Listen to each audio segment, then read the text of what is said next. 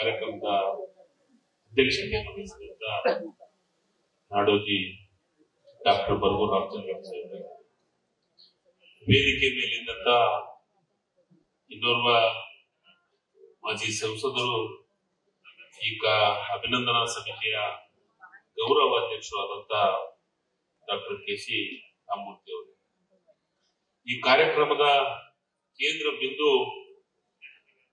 ಈ ಒಂದು ಕಾರ್ಯಕ್ರಮದ ಕೇಂದ್ರ ಬಿಂದು ಆದಂತ ಸಾರಾ ಗೋವಿಂದ್ ಅವರೇ, ಇಲ್ಲಿ ಸೇರಿದಂತ ಎಲ್ಲ ಕನ್ನಡ ಪರ ಹೋರಾಟಗಾರರ ಎಲ್ಲ ಅಧ್ಯಕ್ಷರೇ, ಕನ್ನಡದ ಸೇನಾನಿಗಳೇ, ಕನ್ನಡ ಪರ ಇರುವಂತ ಎಲ್ಲ ನನ್ನ ಆತ್ಮೀಯ ಮಿತ್ರರೇ, ಚಲನಚಿತ್ರ ಸಂಬಂಧಪಟ್ಟಂತ ಎಲ್ಲ ಪದಾಧಿಕಾರಿಗಳೇ ಮತ್ತು ಇಲ್ಲಿ ಸೇರಿದಂತ ನನ್ನ ತಾಯಂದಿರೇ, ಯುವಕ ಮಿತ್ರರೇ ಹಾಗೂ ಪತ್ರಿಕಾ ಬಳಗದ ಮಿತ್ರರೇ, ಬಂಧುಗಳೇ, ಈ ಕಾರ್ಯಕ್ರಮ ನಿಜವಾಗ್ಲೂ ನಾನು ಸಾಯಂಕಾಲ ಮುಖ್ಯಮಂತ್ರಿಗಳ ಜೊತೆಗೆ ಈ ಕಾರ್ಯಕ್ರಮದೊಳಗೆ ಭಾಗವಹಿಸಬೇಕಾಗಿತ್ತು.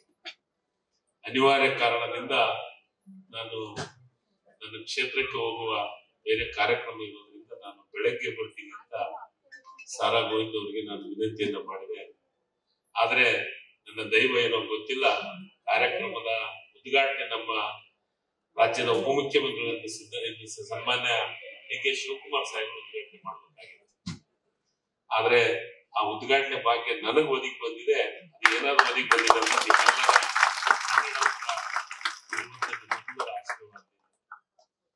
ನನಗೆ ಬಹಳ ಸಂತೋಷ ಅನಿಸ್ತಾ ಇದೆ. ಏನಂದ್ರೆ ಸಾರಾ ಗೋವಿಂದ್ ಅವ್ರ ಬಗ್ಗೆ ಕೆಲವೊಂದಿಷ್ಟು ವಿಚಾರವನ್ನ ನಮ್ಮ ಪ್ರಧಾನ ಕಾರ್ಯದರ್ಶಿಗಳು ಸಿ.ಕೆ. ರಾಮೇಗೌಡರು ಬಹಳ ಚೆನ್ನಾಗಿ ಕೆಲವೊಂದು ವಿಚಾರವನ್ನ ಪ್ರಸ್ತಾಪ ಮಾಡಿದ್ರು. ನನಗನ್ಸಿದ ಮಟ್ಟಿಗೆ ಕನ್ನಡ ಪರ ಹೋರಾಟವನ್ನ ಪ್ರಾರಂಭ ಮಾಡೋದ್ರೊಳಗ ಮತ್ತು ಅದು ವಿಶೇಷವಾಗಿ ಗೋಕಾಕ್ ಚಳುವಳಿ ಕಾರ್ಯಕ್ರಮದ ಆ ಒಂದು ಚಳುವಳಿಗೆ ಡಾಕ್ಟರ್ ರಾಜ್ಕುಮಾರ್ ಅವ್ರನ್ನ ತಂದಿದ್ದು ಸಾರಾ ಗೋವಿಂದ್ ಅವರು.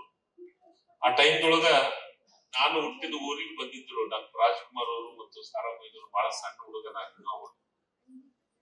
ಆದ್ರೆ ಇವತ್ತೇನಂದ್ರೆ ಕನ್ನಡ ಮತ್ತು ಸಂಸ್ಕೃತಿ ಇಲಾಖೆ ಸಚಿವನಾಗಿ ಸಾರಾ ಗೋವಿಂದ್ ಅವರ ಅಭಿನಂದನಾ ಸಮಾರಂಭದೊಳಗ ಪಾಲ್ಗೊಂಡಿದ್ರೆ ನಂದೊಂದು ಭಾಗ್ಯ ಅಂತ ನಾನು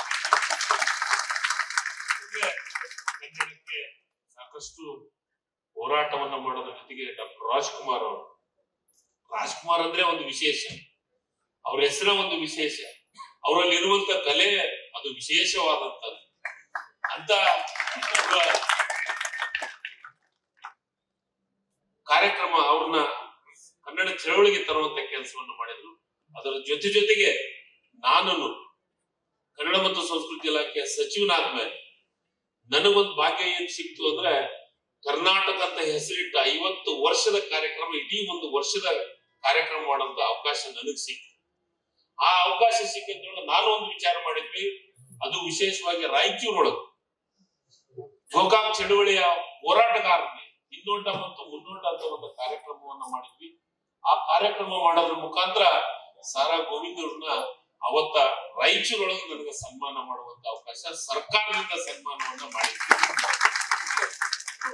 ಹೋರಾಟವನ್ನ ಮಾಡಿದಂತವರಿಗೆ, ಕನ್ನಡದ ಬಗ್ಗೆ ಅಭಿಮಾನವನ್ನಿರುವಂತವರಿಗೆ, ಕರ್ನಾಟಕದ ಬಗ್ಗೆ, ಕರ್ನಾಟಕ ನೆಲ ಜಲದ ಬಗ್ಗೆ ವಿಚಾರವನ್ನು ಎತ್ಕೊಂಡಂತೆ ನಮ್ಗೆ ಸಾಕಷ್ಟು ವಿಚಾರಗಳು ಬರ್ತಾವ. ಅಂತವ್ರಿಗೆ ಹೋರಾಟವನ್ನು ಮಾಡಕ ಎಲ್ಲ ಕಾರಣೀಭೂತರಾದಂತವ್ರು ಮತ್ತು ಇಲ್ಲಿ ಬಹಳಷ್ಟು ಹಿರಿಯರು ಕನ್ನಡ ಪರ ಹೋರಾಟಗಾರರಿಗೆ ನಿಮ್ಗೆಲ್ಲರಿಗೂ ವಿಶೇಷವಾದಂತ ಅಭಿನಂದನೆಗಳನ್ನ ಸಲ್ಲಿಸ್ಲಿಕ್ಕೆ ಇಷ್ಟಪಡ್ತೀನಿ. ಬಂಧುಗಳೇ, ಇವತ್ತ ಸಾರಾ ಗೋವಿಂದ್ ಅವ್ರದ್ದು ಇಡೀ ದಿವಸ ಕಾರ್ಯಕ್ರಮ ಅವ್ರು ಹೇಳಿದ್ರು, ರಾಮೇಗೌಡರು, ನಮ್ಮ ಪ್ರತಿಯೊಂದು ಜಿಲ್ಲೆಯಿಂದ ಕನಿಷ್ಠ 9,000ಕ್ಕಿಂತ ಹೆಚ್ಚು ಸಂಘಟನೆಗಳನ್ನ ಮಾಡಿ ಒಂದು ಹೊಸ ಇತಿಹಾಸವನ್ನು ಬರೆದಿದ್ರೆ ಅಂದ್ರೆ ಅದು ಬಹಳ ವಿಶೇಷವಾದಂತ. ಈ ಸಂಘಟನೆ ಹೋರಾಟ ಮಾತಾಡೋದು ಬಹಳ ಸರಳ, ಆದ್ರೆ ಗ್ರೌಂಡ್ ಇಳಿದು ಕೆಲಸ ಮಾಡೋದಿಲ್ಲ, ಅಷ್ಟು ಸರಳವಾದಂತ ಕೆಲಸ ಅಲ್ಲ. ಅಂತ ಕೆಲಸ ಅವ್ರು ಮಾಡಿದ್ದಾರೆ. ಅವರಿಗೆ ನಾನು ಅಭಿನಂದನೆ ಸಲ್ಲಿಸಲಿಕ್ಕೆ ಇಷ್ಟಪಡ್ತೀನಿ. ಬಂಧುಗಳೇ, ಬಹಳ ಸಂತೋಷದ ವಿಚಾರ. ಅದು ವಿಶೇಷವಾಗಿ ರಾಜ್ಕುಮಾರ್ ಅವ್ರನ್ನ ಹೆಸರಿಟ್ಟುವಾಗ ಒಂದು ಸಂಘಟನೆ ಮಾಡೋದಿದೆಯಲ್ಲ, ಬಹಳ ಒಂಥರ ಹುಮ್ಮಸ್ಸು ಮತ್ತು ಹುರುಪು ಬಂದಾಗ ಆಗುತ್ತೆ. ಯಾಕಂದ್ರೆ ರಾಜ್ಕುಮಾರ್ ಅವರಂದ್ರೆ ಒಂದು ದೊಡ್ಡ ಶಕ್ತಿ ಕರ್ನಾಟಕ. ಎಲ್ಲಾ ಭಾಷೆಗಳು ಆದ್ರೆ ರಾಜ್ಕುಮಾರ್ ಮಾತ್ರ ಕನ್ನಡಕ್ಕಾಗಿನೇ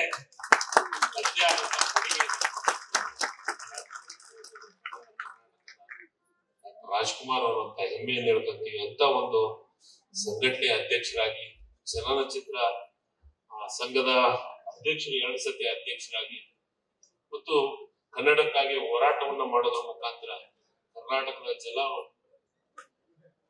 ಭೂಮಿ ವಿಚಾರಗಳಿಗೆ, ಕರ್ನಾಟಕ ಭಾಷೆ ವಿಚಾರಗಳಿಗೆ ಬಹಳಷ್ಟು ಹೋರಾಟ ಮಾಡಿದಂತವರಿಗೆ ಇವತ್ತು ಅಭಿನಂದನೆ ಸಮಾರಂಭ ಮಾಡ್ತಾ ಇರೋದು ಬಹಳ ಸಂತೋಷದ ವಿಚಾರ.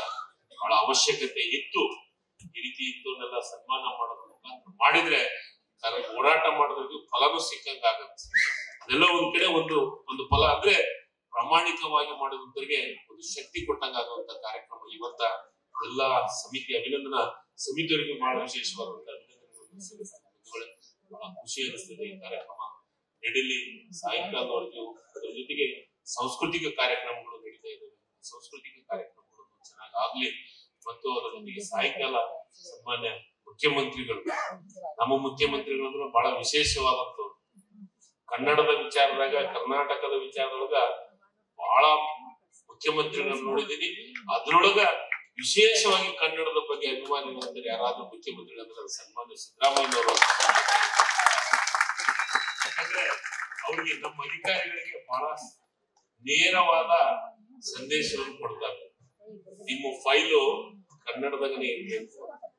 IAS ಆಫೀಸರ್ಗೂ ಮಾಡಿದಂತ ಉದಾಹರಣೆ ನಮಗೊಂದ್ಸತಿ ನನ್ನ ಕಣ್ಣೆದುರಿಗೇನೆ ಆಗಿತ್ತು. ಒಬ್ಬರ ಆಫೀಸರು ಫೈಲ್ ಅನ್ನ ಇಂಗ್ಲಿಷ್ ಬರ್ಬೇಕಂದ್ರೆ ನೀನು ಕರ್ನಾಟಕಕ್ಕೆ IAS ಆಫೀಸರ್ ಆಗಿದ್ದಿ, ಕನ್ನಡ ಕಲ್ತು ಕನ್ನಡದೊಳಗ ಆಫೀಸ್ಗೆ ನೀನು ಕಳಿಸ್ಬೇಕು ನಮ್ಮ ಅಂತ ಹೇಳಿದ್ರು. ಅದಕ್ಕೆ ನಾನು ಅವ್ರಿಗೆ ಆವಾಗ ಕನ್ನಡ ರಾಮಯ್ಯ, ಕನ್ನಡದ ಬಗ್ಗೆ ಅಭಿಮಾನಿ ಇರುವಂತ ಯಾರಾದ್ರೂ ಮುಖ್ಯಮಂತ್ರಿಗಳು ಸಿದ್ದರಾಮಯ್ಯ ಅಂತ ಹೆಮ್ಮೆಯಿಂದ ಅವರು ನನಗೆ ಇದು ಒಂದು ವಿಶೇಷನೇ. ಕನ್ನಡ ಮತ್ತು ಸಂಸ್ಕೃತಿ ಇಲಾಖೆ ನನಗ್ ಕೊಡ್ಬೇಕಂತ ಬಂದದ್ನಾಗ ನನಗೆ ಟೆನ್ಷನ್ ಸ್ಟಾರ್ಟ್ ಆಯ್ತು. ಯಾಕಂದ್ರ ಮಾನ್ ಸಾಹಿತಿಗಳು, ದೊಡ್ಡ ಹಿರಿಯರು, ಕನ್ನಡ ಹೋರಾಟಗಾರರು, ಇಂಥದ್ರೊಳಗ ನಾನೆಂಗಪ್ಪ ಈ ಇಲಾಖೆ ಮಾಡ್ಲಿಕ್ಕೆ, ಬೇರೆ ನಾನು ಅಭಿವೃದ್ಧಿ ಇಲಾಖೆಯನ್ನ ಮೇಂಟೈನ್ ಮಾಡಿದವನು, ಈ ಕನ್ನಡ ಮತ್ತು ಸಂಸ್ಕೃತಿ ಇಲಾಖೆ ಅಂದ್ರೆ ನನಗೂ ಹೆದರಿಕೆ ಸ್ಟಾರ್ಟ್ ಆಯ್ತು. ಹೆದರಿಕೆ ಸ್ಟಾರ್ಟ್ ಆಗಿ ನಾನು ಸಿದ್ದರಾಮಯ್ಯ ಸಾಹೇಬ್ರ ಹತ್ರ ಹೋಗಿ ಹೇಳಿದೆ, ಯಾಕೆ ಸರ್ ನನಗ್ ಕೊಡ್ತೀನಿ, ನನ್ ಮ್ಯಾಗ ಶಿಫ್ಟ್ ಐತೆ ನಿಮ್ಗ ಅಂತ ಕೇಳಿದೆ.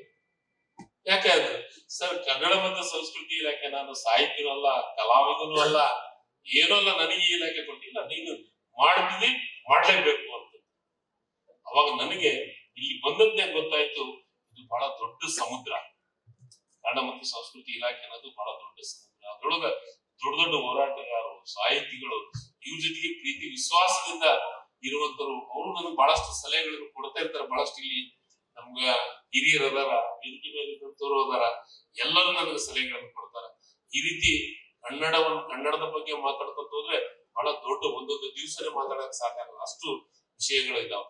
ಅದಕ್ಕೆ ನಾನು ಕನ್ನಡದ ಹೋರಾಟ ಏನು ಗೋಕಾಕ್ ಚಳಿ ಇನ್ನೋಟ ಮುನ್ನೋಟ ಅಂತ ನಾನ್ ಮಾಡಿದ್ದು ಬೆಂಗಳೂರಿಗೆ ಅಷ್ಟೇ ಮಾಡಕ್ ಬೇಡ, ನಾವು ರಾಯಚೂರೊಳಗೆ ಗಡಿನಾಡ ಭಾಗದೊಳಗೆ ಹೋಗಿ ಮಾಡೋಣ, ಬಾರ್ಡರ್ ಒಳಗೆ ಹೋಗಿ ಮಾಡೋಣ ಅಂತ ಅದೊಂದು ದೊಡ್ಡ ಕಾರ್ಯಕ್ರಮ ಮಾಡಿದ್ವಿ. ಸಾರಾ ಗೋವಿಂದ್ ಅವರು ಬಂದಿದ್ರು. ಬಹಳ ದೊಡ್ಡ ಪ್ರಮಾಣದ ಕಾರ್ಯಕ್ರಮ. ಅಂದ್ರೆ ಈ ಹೋರಾಟ ಇದೆಯಲ್ಲ, ಕನ್ನಡದ ಬಗ್ಗೆ ಎಷ್ಟು ಮಾತಾಡಿದ್ರು ಕಮ್ಮಿ. ಇವತ್ತ ಬಹಳಷ್ಟು ಜ್ಞಾನಪೀಠ ಪ್ರಶಸ್ತಿ, ಅತಿ ಹೆಚ್ಚು ಜ್ಞಾನಪೀಠ ಪ್ರಶಸ್ತಿ ಪಡೆದಿದ್ರು ಕನ್ನಡಿಗರೇ, ಕರ್ನಾಟಕದವರು. ಬಹಳ ವಿಶೇಷವಾದ ಬಹಳ ದೊಡ್ಡ ಇತಿಹಾಸ ಇರುವಂತದ್ದು. ಅದಕ್ಕೆ ಅಂತದ್ರೊಳಗ ಸಾರಾ ಗೋವಿಂದ್ ಕೊಡುಗೆನು ಕನ್ನಡಕ್ಕೆ ಬಹಳಷ್ಟು ವಿಶೇಷ ಇದೆ. ಅದಕ್ಕೆ ಇವತ್ತು ಅವರ ಅಭಿನಂದನೆ ಸಮಾರಂಭ ಮಾಡ್ತಾ ಇದ್ದಿದ್ದು ಬಹಳ ಸಂತೋಷ. ಆ ಅಭಿನಂದನಾ ಸಮಾರಂಭದ ಎಲ್ಲಾ ಸಮಿತಿಯ ಸದಸ್ಯರಿಗೆ ಮತ್ತು ಇಲ್ಲಿ ಬಂದಂತ ಎಲ್ಲಾ ಕನ್ನಡದ ಹೋರಾಟಗಾರರ ಎಲ್ಲಾ ಮಿತ್ರರಿಗೆ, ಹಿರಿಯರಿಗೆ ಮತ್ತೊಮ್ಮೆ ನಾನು ವಂದಿಸಿ ನನಗೆ ಮಾತಾಡ್ಲಿಕ್ಕೆ ಅವಕಾಶ ಮಾಡಿಕೊಟ್ಟಂತ ನಿಮ್ಮೆಲ್ಲರಿಗೆ ನಾನು ಅಭಿನಂದಿಸಿ ನನ್ನ 2 ಮಾತನ್ನು ಮುಗಿಸ್ತೇನೆ. ಅದರ ಜೊತೆಗೆ ನಾನೊಂದು ವಿನಂತಿಯನ್ನು ಮಾಡ್ತೀನಿ. ನಾನು ಏನು ವಿನಂತಿ ಅಂದ್ರೆ, 27ನೇ ತಾರೀಕಿನ ದಿವಸ, ಇದೇ 27ನೇ ತಾರೀಕಿಗೆ ನಾಡದೇವಿ ಭುವನೇಶ್ವರಿ ಮೂರ್ತಿಯನ್ನು ಪ್ರತಿಷ್ಠಾಪನೆ ಮಾಡ್ತೇವೆ. ವಿಧಾನಸೌಧ ಯಾವ ಕಾಲದಲ್ಲೂ ಆಗಿದ್ದಿಲ್ಲ. ಅದನ್ನ ಮಾಡ್ಬೇಕಂತ ಎಲ್ಲ ಕನ್ನಡ ಪರ ಹೋರಾಟಗಾರರ ಬಹಳ ಆಸೆ ಇತ್ತು. ಆದ್ರೆ ಈಗ ಆ ಕಾಲ ಕೂಡಿ ಬಂದಿದೆ. ಇಲ್ಲಿ ಬಹಳಷ್ಟು ಮಂದಿ ಹೋರಾಟ ಸಮಿತಿಯ ಸದಸ್ಯರಿದ್ದೀವಿ. ನಾವು ಪರ್ಸನಲ್ ಆಗಿ ನಾವು ಇನ್ವಿಟೇಷನ್ ಕಳಿಸುವಂತ ಕೆಲಸವನ್ನು ಮಾಡ್ತಾ ಇದ್ದೀವಿ. ಆದ್ರೆ ಅದ್ರ ಜೊತೆಗೆ ಕನ್ನಡ ಮತ್ತು ಸಂಸ್ಕೃತಿ ಇಲಾಖೆ ಸಚಿವನಾಗಿ ನಿಮಗೆಲ್ಲರಿಗೂ ಇಲ್ಲಿ ಸೇರಿದಂತವರಿಗೆ ದಯಮಾಡಿ 27ನೇ ತಾರೀಕಿಗೆ ಸಾಯಂಕಾಲ 4 ಗಂಟೆಗೆ ನಾಡ ದೇವಿಯ ಮೂರ್ತಿ ಪ್ರತಿಷ್ಠಾಪನೆಗೆ ತಾವೆಲ್ಲರೂ ಬರಬೇಕು ಅಂತ ಬಂದು ಶೋಭೆಯನ್ನು ತರಬೇಕು ಅಂತ ಮಾಡಿ ಆ ವಿಚಾರವಾಗಿ ಇವತ್ತು ನಾನು 12ವರೆಗೆ ಮಾಧ್ಯಮ ಗೋಷ್ಠಿಯನ್ನು ಕರೆದಿದ್ದೀನಿ. ಅದಕ್ಕೆ ನಾನು ಅಲ್ಲಿಗೆ ಹೋಗ್ಬೇಕಾಗಿದೆ. ದಯಮಾಡಿ ತಾವೆಲ್ಲರೂ ನನಗ ಬೀಳ್ಕೊಡ್ಬೇಕು ಅಂತ ತಮ್ಮೆಲ್ಲರಿಗೆ ಮತ್ತೊಮ್ಮೆ ಹೊಂದಿಸಿ ನನಗೆ ಮಾತಾಡ್ಲಿಕ್ಕೆ ಅವಕಾಶ ಮಾಡಿಕೊಟ್ಟಂತ ನಿಮ್ಮೆಲ್ಲರಿಗೆ ಮತ್ತೊಮ್ಮೆ ಹೊಂದಿಸಿ ನಾನು ಮಾತನಾಡ್ತೀನಿ. ಜೈ ಹಿಂದ್, ಜೈ ಕರ್ನಾಟಕ. ಧನ್ಯವಾದಗಳು.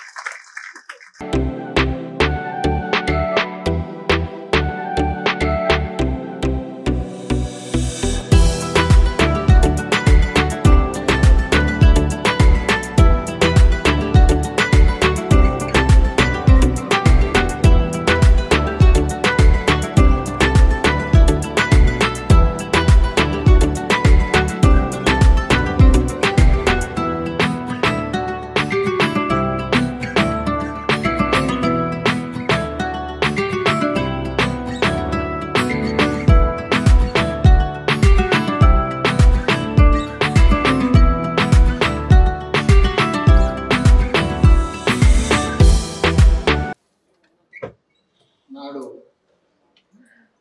ನುಡಿಗೆ ವಿಶೇಷವಾಗಿರ್ತಕ್ಕಂಥ ಸೇವೆಯನ್ನು ಸಲ್ಲಿಸಿರ್ತಕ್ಕಂಥ ಆತ್ಮೀಯರಾದ ಸಾರ ಗೋವಿಂದರವರ ಈ ಅಭಿನಂದನಾ ಕಾರ್ಯಕ್ರಮದಲ್ಲಿ ಭಾಗವಹಿಸ್ತಾ ಇರ್ತಕ್ಕಂಥದ್ದು ತುಂಬ ಸಂತೋಷ ಹಾಗೂ ಹೆಮ್ಮೆ ತಂದಿದೆ.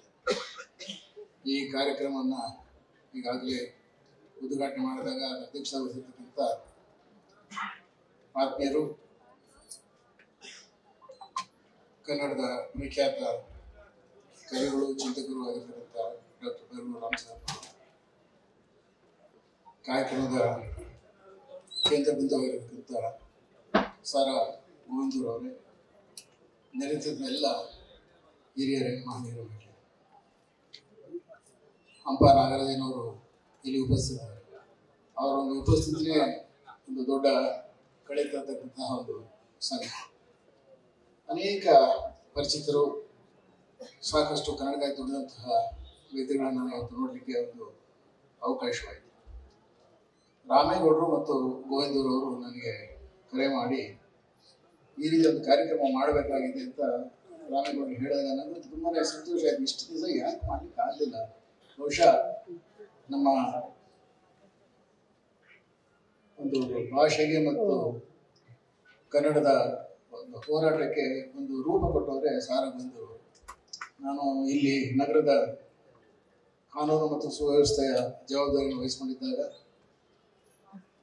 ಅದಕ್ಕೆ ಹಿಂದೆನೂ ಸಹ ಚಿಕ್ಕಬಳ್ಳಾಪುರ, ಚನ್ನಪಟ್ಟಣ ಇತರ ಕಡೆ, ಮೈಸೂರು ಕಡೆ ಕೆಲಸ ಮಾಡ್ತಾ ಇದ್ದಾಗ ಗೋಕಾಕ್ ಚಳುವಳಿಯ ಸಂದರ್ಭದಲ್ಲೂ ಸಹ ನಮ್ಮ ಪಾತ್ರ ಬೇರೆ ಇತ್ತು. ಇಲ್ಲಿ ಬಂದಂತಹ ವ್ಯವಸ್ಥೆ ಮಾಡ್ತಕ್ಕಂಥದ್ದು. ಆಗ ನಾನು ಬಹಳ ಹತ್ತಿರದಿಂದ ಸಾರ ಗೋವಿಂದರವರ ಆ ಒಂದು ಕಾರ್ಯದಲ್ಲಿ ಮಗ್ನರಾಗಿರ್ತಕ್ಕಂಥದ್ದು, ಎಷ್ಟು ತೀವ್ರವಾಗಿ ಅವರು ಜನರನ್ನ ಸಂಘಟಿಸಿ ಅದಕ್ಕೊಂದು ರೂಪ ಕೊಡ್ತಾ ಇದ್ರು.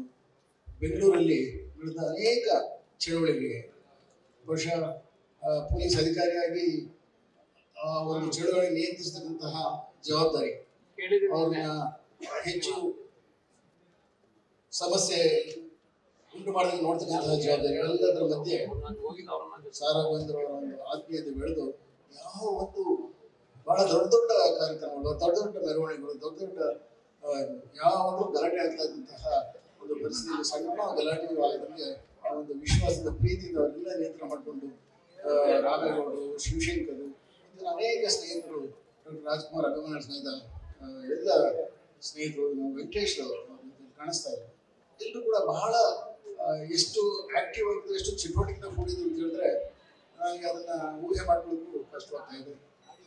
ಎಲ್ಲ ಬಂದಿದ್ವಿ, ಇಷ್ಟೊಂದು ಹೆಚ್ಚಿನ ಸಂಖ್ಯೆಯಲ್ಲಿ ಸೇರಿ ನಾನು ಹೇಳ್ತಾ ಇದ್ದೆ ರಾಮೇಗೌಡರಿಗೆ, ಬೆಳಗ್ಗೆಯಿಂದ ಸಾಯಂಕಾಲದವರೆಗೂ ಕಾರ್ಯಕ್ರಮ ಇಟ್ಕೊಂಡಿದ್ದೀರಿ, ಯಾರಪ್ಪ ತಿಳ್ಕೊಳ್ತಾರೆ ಸಾಯಂಕಾಲದವರೆಗೂ ಕೂಡ ನಾನು ಎಲ್ಲ ಚೇರ್ಗಳು ಖಾಲಿ ಆಗೋದಿಲ್ಲ ಅಂತ.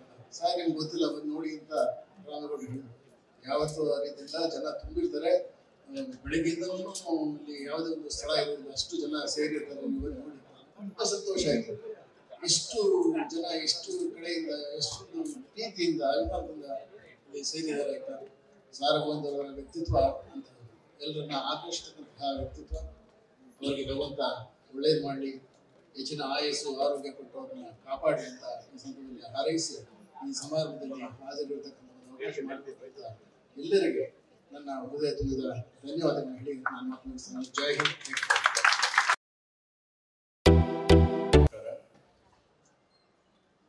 ಈ ಸಮಾರಂಭದ ಕೇಂದ್ರ ವ್ಯಕ್ತಿಯಾಗಿರುವ ಕನ್ನಡ ಸೇನಾನಿ ಗೆಳೆಯ ಸಾರಾ ಗೋವಿಂದ ಅವರೇ, ಈ ಅಭಿನಂದನಾ ಸಮಿತಿಯ ಗೌರವಾಧ್ಯಕ್ಷರು, ನನ್ನ ಆತ್ಮೀಯರಾದಂತಹ ಸಿ ರಾಮಮೂರ್ತಿ ಅವರೇ, ಹಿರಿಯರಾದ ಡಾಕ್ಟರ್ ಹಂಪನ ಅವರೇ, ಇಲ್ಲಿ ನೆರೆದಿರುವ ಎಲ್ಲ ಕನ್ನಡ ಬಂಧುಗಳೇ,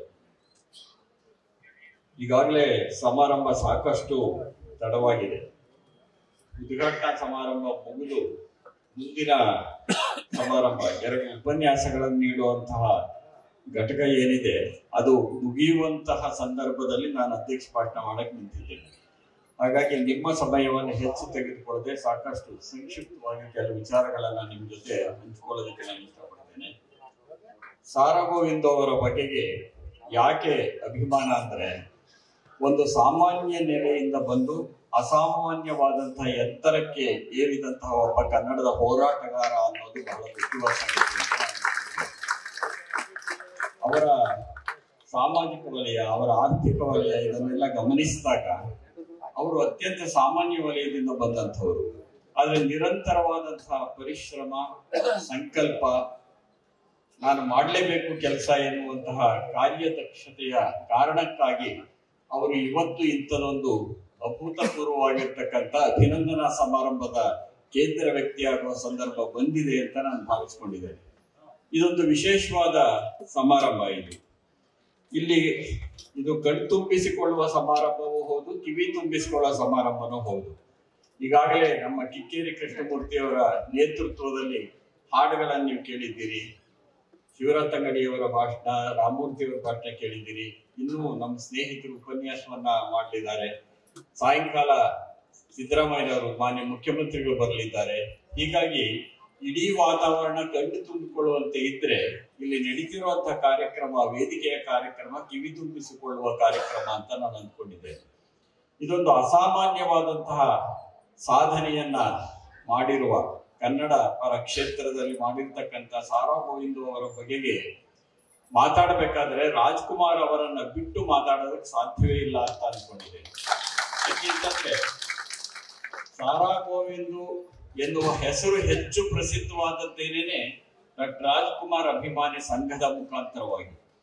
ಸುಮಾರು 40 ವರ್ಷಕ್ಕೂ ಹೆಚ್ಚು ಕಾಲ ಅವರು ಈ ಅಭಿಮಾನಿ ಸಂಘದ ಅಧ್ಯಕ್ಷರಾಗಿ ಕ್ರಿಯಾಶೀಲರಾಗಿ ಅದಕ್ಕಾಗಿ ದುಡಿದಿರೋದ್ರಿಂದ ರಾಜ್ಕುಮಾರ್ ಅವರ ಹೆಸರು ಮತ್ತು ಸಾರಾ ಗೋವಿಂದ್ ಅವರ ಹೆಸರು ನಡುವೆ ಒಂದು ಅವಿನಾಭಾವವಾದಂತಹ ಸಂಬಂಧ ಇದೆ. ಯಾಕೆಂದ್ರೆ ಇವರ ಕೀರ್ತಿ ಏನಿದೆ ಸಾರಾ ಗೋವಿಂದ್ ಅವರದು, ಅದರ ಹಿನ್ನೆಲೆಯ ಒಳಗಡೆ ಇರ್ತಕ್ಕಂತಹ ಒಂದು ಸೂರ್ಯ ಸ್ಪಷ್ಟತೆ, ಒಂದು ಬೆಳಕಿದೆಯಲ್ಲ, ಅದು ಡಾಕ್ಟರ್ ರಾಜ್ಕುಮಾರ್ ಅವರು. ರಾಜ್ಕುಮಾರ್ ಅಂದ್ರೇನೆ ಒಂದು ರೋಮಾಂಚನ, ರಾಜ್ಕುಮಾರ್ ಹೆಸರು ಅಂದ್ರೇನೆ ಒಂದು ಸಂಚಲನ ಕರ್ನಾಟಕದಲ್ಲಿ. ಇಡೀ ಕನ್ನಡ ಚಿತ್ರರಂಗವನ್ನ ಕಟ್ಟೋದಕ್ಕೆ ಬಹಳ ಮುಖ್ಯ ಕಾರಣರಾದಂಥವರು ರಾಜ್ಕುಮಾರ್ ಅವರಾಗಿದ್ದರು. 1934ರಲ್ಲಿ ಕನ್ನಡದ ವಾಕ್ಚಿತ್ರ ಪರಂಪರೆ ಆರಂಭ ಆಗುತ್ತೆ. ರಾಜ್ಕುಮಾರ್ ಅವರು ನಾಯಕರಾಗಿ ನಟಿಸಿದ ಮೊದಲ ಚಿತ್ರ 1954. ಈ 20 ವರ್ಷಗಳ ಅವಧಿಯಲ್ಲಿ ಕನ್ನಡದಲ್ಲಿ ಬಂದಂತಹ ಚಿತ್ರಗಳ ಸಂಖ್ಯೆ 70 ಮೀರಿರ್ಲಿಲ್ಲ. ಇದನ್ನು ನೀವು ಗಮನಿಸಿ. ಆದ್ರೆ ರಾಜ್ಕುಮಾರ್ ಅವರು ಬಂದ ಮೇಲೆ ಕೇವಲ 14 ವರ್ಷದ ಒಳಗಡೆ ರಾಜ್ಕುಮಾರ್ ಅವರೇ 100 ಚಿತ್ರಗಳಲ್ಲಿ ನಾಯಕರಾಗಿ ಅಭಿನಯಿಸಿದರು.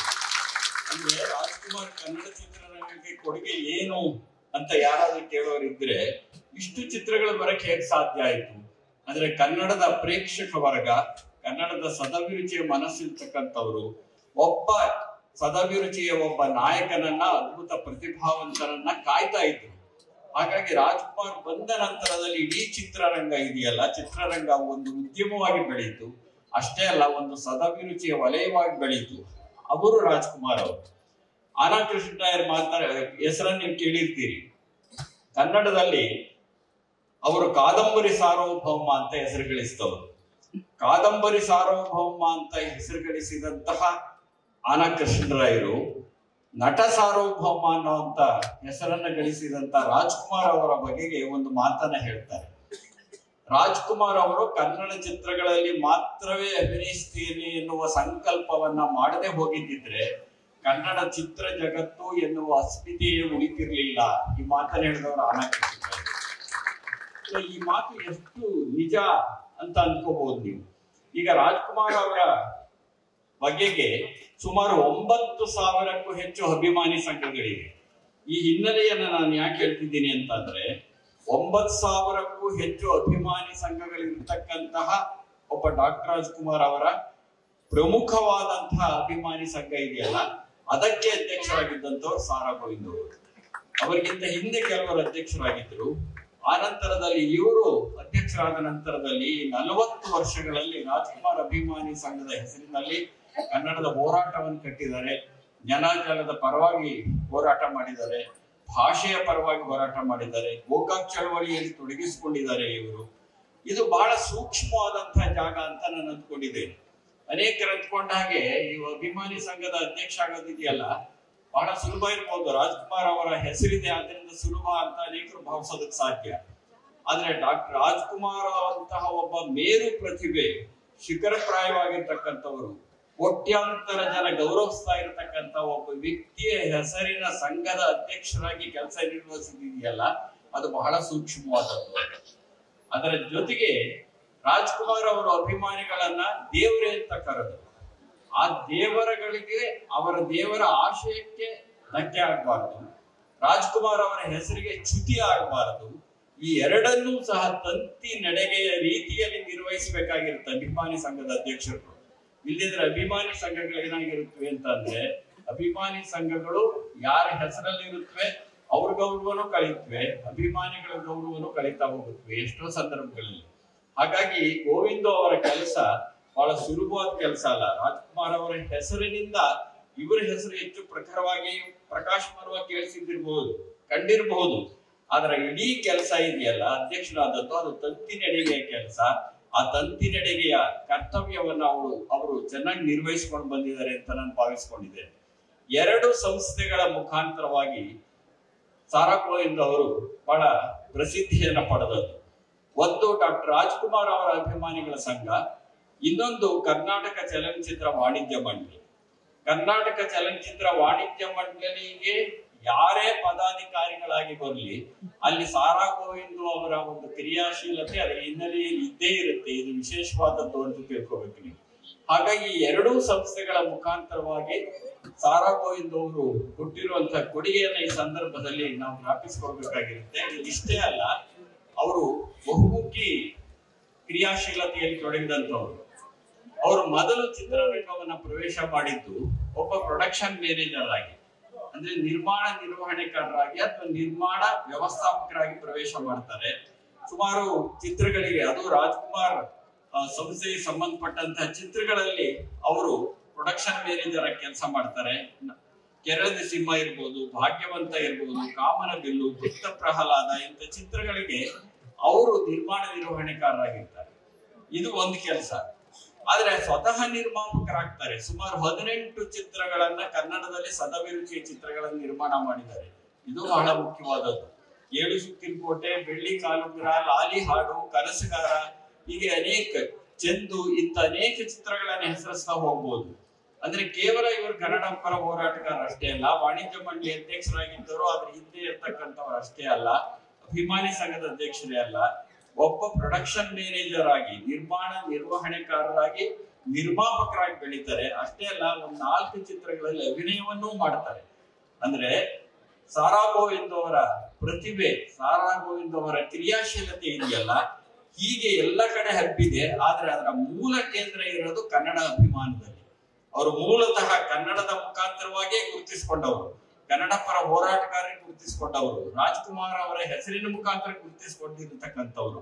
ಅವರು ನಿರ್ಮಾಣ ಮಾಡ್ಲಿ ಅಥವಾ ನಿರ್ಮಾಣ ನಿರ್ವಹಣೆಯನ್ನ ಮಾಡ್ಲಿ, ಅಭಿನಯವನ್ನ ಮಾಡ್ಲಿ, ಚಲನಚಿತ್ರ ವಾಣಿಜ್ಯ ಮಂಡಳಿಯಲ್ಲಿ ಇರ್ಲಿ, ಹೋರಾಟಗಳನ್ನ ಕಟ್ಲಿ, ಎಲ್ಲದರ ಕೇಂದ್ರ ಪ್ರಕ್ರಿಯೆ ಇದೆಯಲ್ಲ ಅದು ಕನ್ನಡವಾಗಿತ್ತು. ಹಾಗಾಗಿ ಸಾರಾ ಗೋವಿಂದ್ ಅಂದಾಗ ನಮಗೆ ತಕ್ಷಣ ನೆನಪಿಗೆ ಬರ್ತಕ್ಕಂಥದ್ದು ಅವರ ಕನ್ನಡ ಅಭಿಮಾನ. ರಾಜ್ಕುಮಾರ್ ಅಭಿಮಾನ ಅನ್ನೋದಿದೆಯಲ್ಲ, ಅದು ಕನ್ನಡಾಭಿಮಾನ. ಯಾಕೆಂದ್ರೆ ರಾಜ್ಕುಮಾರ್ ಕನ್ನಡಕ್ಕೆ ಕೊಟ್ಟಿರುವಂತಹ ಕೊಡುಗೆ ಅಷ್ಟು ದೊಡ್ಡ ಕೊಡುಗೆ ಅದು. ಹಾಗಾಗಿ ರಾಜ್ಕುಮಾರ್ ಹೆಸರಿದೆಯಲ್ಲ, ಅದು ಕನ್ನಡ ಮತ್ತು ರಾಜ್ಕುಮಾರ್ ಎರಡು ಒಂದೇ ಎನ್ನುವ ರೀತಿಯಲ್ಲಿ ಬೆಳ್ಕೊಂಡ್ ಬಂದಿರೋದನ್ನ ನಾವು ನೋಡ್ತೀವಿ. ಇಂಥ ಸಂದರ್ಭದಲ್ಲಿ ಇವರು ಪ್ರಮುಖವಾಗಿ ಚಿತ್ರರಂಗಕ್ಕೆ ಸಂಬಂಧಪಟ್ಟವರಾದ್ರಿಂದ ಕನ್ನಡ ಚಿತ್ರರಂಗದ ಸ್ಥಿತಿಗತಿಗಳನ್ನು ಕುರಿತು ನಾವು ಯೋಚನೆ ಮಾಡಬೇಕಾಗಿರುತ್ತೆ. ಬಹುಶಃ ಮುಂದೆ ಮಾತನಾಡಿರುವಂತಹ ನಮ್ಮ ಸ್ನೇಹಿತರು ಅದನ್ನ ಪ್ರಸ್ತಾಪ ಮಾಡ್ತಾರೆ ಅಂದ್ಕೊಂಡಿದ್ದೇನೆ. ಇಲ್ಲಿ ಚಲನಚಿತ್ರ ವಾಣಿಜ್ಯ ಮಂಡಳಿಯ ಅನೇಕ ಹಿರಿಯರಿದ್ದಾರೆ, ಹಾಲಿ ಪದಾಧಿಕಾರಿಗಳಿದ್ದಾರೆ, ಮಾಜಿ ಪದಾಧಿಕಾರಿಗಳಿದ್ದಾರೆ, ಚಿತ್ರರಂಗಕ್ಕೆ ಸಂಬಂಧಪಟ್ಟಂತಹ ಅನೇಕರಿದ್ದಾರೆ. ಕನ್ನಡ ಚಿತ್ರರಂಗ ಬಹಳ ದೊಡ್ಡ ಬಿಕ್ಕಟ್ಟಿನಲ್ಲಿದೆ ಇವತ್ತು. ಸಾರಾ ಗೋವಿಂದೂರ್ ತರದವರು ಆ ಸಮಸ್ಯೆಯನ್ನ ಕೈಗೆತ್ತಿಕೊಳ್ಳೇಬೇಕಾಗಿರ್ತಕ್ಕಂಥ ಸನ್ನಿವೇಶದಲ್ಲಿದೆ. ಅವರೊಬ್ಬರೇ ಅಂತ ಹೇಳ್ತಿಲ್ಲ ನಾನು.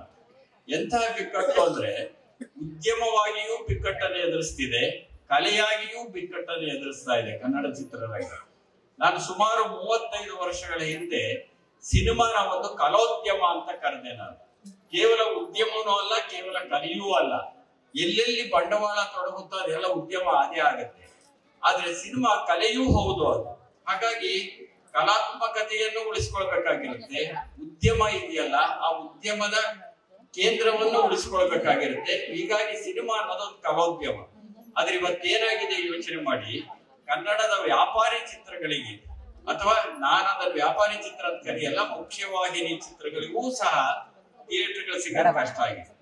ಪರಭಾಷೆ ಚಿತ್ರಗಳ ಬಂದ ಕೂಡ್ಲೇನೆ ಕನ್ನಡ ಚಿತ್ರಗಳಿಗೂ ಬಿಡುಗಡೆಯನ್ನ ಹಿನ್ನಡೆಯನ್ನ ಅನುಭವಿಸ್ತಿರೋ ಸ್ಥಿತಿಯಲ್ಲಿದ್ದೇವೆ ನಾವು. ಅಷ್ಟೇ ಅಲ್ಲ, ಪರಭಾಷೆಯ ಚಿತ್ರಗಳು ಮಧ್ಯರಾತ್ರಿಯಲ್ಲೂ ನಡೆಯುತ್ತವೆ, ಬೆಳಗಿನ ಜಾವದಲ್ಲೂ ನಡೆಯುತ್ತವೆ, ಯಾವಾಗಾದ್ರೂ ಅವಾಗಲೇ ನಡೆಯುತ್ತವೆ. ಅವ್ರಿಗೆ ಟಿಕೆಟ್ ದರವನ್ನ 1,000 ರೂಪಾಯಿ, 1,500 ಹೀಗೆಲ್ಲ ಇಡುವಂತ ಸ್ವೇಚ್ಛಾಚಾರವನ್ನು ಸಹ ನಾವು ಕಾಣ್ತಾ ಇದ್ದೇವೆ ಈ ಸಂದರ್ಭದಲ್ಲಿ. ಆದ್ರೆ ಕನ್ನಡ ಚಿತ್ರಕ್ಕೆ ಯಾಕಿಲ್ಲ ಈ ಸೌಲಭ್ಯ? ಅಂದ್ರೆ ಇಂಥದನ್ನ ನಾವು ವಿರೋಧಿಸಬೇಕಾಗಿದೆ ಇವತ್ತು. ಹಾಗಾಗಿ ಪರಭಾಷೆ ಚಿತ್ರಗಳನ್ನೇ ತಿರಸ್ಕರಿಸಿ ಅಂತ ಅಲ್ಲ, ಭಾರತದಲ್ಲಿರ್ತಕ್ಕಂಥ ಎಲ್ಲ ಭಾಷೆಗಳು ಎಲ್ಲಿ ಬೇಕಾದ್ರೂ ತಮ್ಮ ಕಾರ್ಯಕ್ಷೇತ್ರವನ್ನು ನಡೆಸ್ಕೊಳ್ಬಹುದು ನಿಜ. ಆದ್ರೆ ಕರ್ನಾಟಕದಲ್ಲಿ ಕನ್ನಡವೇ ಕೇಂದ್ರ, ಕರ್ನಾಟಕದಲ್ಲಿ ಕನ್ನಡಕ್ಕೆ ಆದ್ಯತೆ, ಕರ್ನಾಟಕದಲ್ಲಿ ಕನ್ನಡ ಭಾಷೆ ಉಳಿಬೇಕು, ಕನ್ನಡ ಸಾಹಿತ್ಯ ಉಳಿಬೇಕು, ಕರ್ನಾಟಕದ ಬಹು ಸಂಸ್ಕೃತಿ ಉಳಿಬೇಕು, ಕನ್ನಡ ಸಿನಿಮಾ ಉಳಿಬೇಕು. ಹಾಗಾಗಿ ಪ್ರವೇಶ ದರವನ್ನ ಕೊಡ್ತಂತೆ ಒಂದು ಪ್ರವೇಶ ದರಕ್ಕೆ ಒಂದು ನಿಯಂತ್ರಣ ಇರ್ಬೇಕಾಗಿತ್ತು. ಇದಕ್ಕಿದ್ದಾಗೆ 1,000 ರೂಪಾಯಿ ಅಂತಾರೆ. ಮೊದಲು ಯಾವ್ದು ಏಕ ಚಿತ್ರಮಂದಿರಗಳಿದ್ವಲ್ಲ, ಮಧ್ಯಮ ವರ್ಗದವರು, ತಳಮಧ್ಯಮ ವರ್ಗದವರು ಸಹ ಅಲ್ಲಿ ಹೋಗೋದಕ್ಕೆ ಸಾಧ್ಯ ಇತ್ತು. ಇವತ್ತು ಮಲ್ಟಿಪ್ಲೆಕ್ಸ್ ಗಳಿಗೆ ಸಂಸಾರ ಸಮೇತ ಹೋಗ್ಬೇಕು ಅಂದ್ರೆ ಒಂದು 1,000 ರೂಪಾಯಿ ಇಟ್ಕೊಂಡು ಹೋಗ್ಬೇಕು. ಅಂತದ್ರಲ್ಲಿ ಪರಭಾಷಾ ಚಿತ್ರಗಳಿಗೆ ಒಂದು ಟಿಕೆಟ್ಗೆನೆ 1,000-1,500 ಮಾಡಿರುವಂತ ಅನೇಕ ಘಟನೆಗಳು ಕರ್ನಾಟಕದಲ್ಲಿ ಇವೆ. ಇದನ್ನ ನಾವು ವಿರೋಧಿಸದೆ ಹೋದ್ರೆ, ಹೇಗೆ ಪ್ರವೇಶ ದರವನ್ನು ನಿಯಂತ್ರಿಸದೆ ಹೋದ್ರೆ ಹೇಗಾಗುತ್ತೆ? ಸರ್ಕಾರಕ್ಕೆ ನಾವು ಹಕ್ಕೊತ್ತಾಯ ಮಾಡ್ಬೇಕಾಗಿರುತ್ತೆ. ಹಕ್ಕೊತ್ತಾಯಕ್ಕೆ ಮಣಿದೇ ಇದ್ದಾಗ ಹೋರಾಟವನ್ನು ಮಾಡಬೇಕಾಗಿರುತ್ತೆ. ಹಾಗಾಗಿ ಈ ಅಭಿನಂದನಾ ಸಮಾರಂಭದ ಈ ಸಂದರ್ಭದ ಒಳಗಡೆ ಕನ್ನಡ ಪರ, ಅದರೊಳಗೂ ವಿಶೇಷವಾಗಿ ಚಲನಚಿತ್ರಕ್ಕೆ ಸಂಬಂಧಪಟ್ಟಂತಹ ಇನ್ನೊಂದು ಆಯಾಮದ ಹಕ್ಕೊತ್ತಾಯ ಈಡೇರಿಸಿದ್ರೆ ಹೋರಾಟಕ್ಕೆ ಸಿದ್ಧವಾಗಬೇಕಾಗಿದೆ ಅಂತ ಹೇಳಿ ಗೋವಿಂದ ಅವರ ಉಪಸ್ಥಿತಿಯಲ್ಲಿ ನಾನು ಹೇಳೋದಕ್ಕೆ ಇಷ್ಟಪಡ್ತೇನೆ. ಇದು ಉದ್ಯಮಕ್ಕೆ ಸಂಬಂಧಪಟ್ಟಾದರೆ ಕನ್ನಡ ಸಿನಿಮಾಗಳಿಗೆ ರಾಷ್ಟ್ರೀಯ ಅಂತಾರಾಷ್ಟ್ರೀಯ ಪ್ರಶಸ್ತಿಯನ್ನ ತಂದು ಕೊಟ್ಟಂತಹ ಸಿನಿಮಾಗಳಿದಾವಲ್ಲ, ಅವುಗಳು ಥಿಯೇಟರ್ ಸಿಗೋದಿಲ್ಲ, ಥಿಯೇಟರ್ ಸಿಕ್ಕಿದ ಜನ ಬರೋದಿಲ್ಲ. 70-80ರ ದಶಕದ ಸ್ಥಿತಿ ಇವತ್ತಿಲ್ಲ, ಇವತ್ತು ಬದಲಾಗಿಬಿಟ್ಟಿದೆ. ಇಂಥ ಸಂದರ್ಭದಲ್ಲಿ ಕರ್ನಾಟಕ ಸರ್ಕಾರ ಕಡೆ ಪಕ್ಷ ಜಿಲ್ಲೆಗೆ ಒಂದರಂತೆ ಆದರೂ ಮಿನಿ ಚಿತ್ರಮಂದಿರಗಳನ್ನು ನಿರ್ಮಾಣ ಮಾಡಬೇಕು. ಈ ಮಿನಿ ಚಿತ್ರಮಂದಿರಗಳ ನಿರ್ಮಾಣದ ವಿಷಯ ಅನೇಕ ವರ್ಷಗಳಿಂದ ನಡೀತಾನೇ ಇದೆ.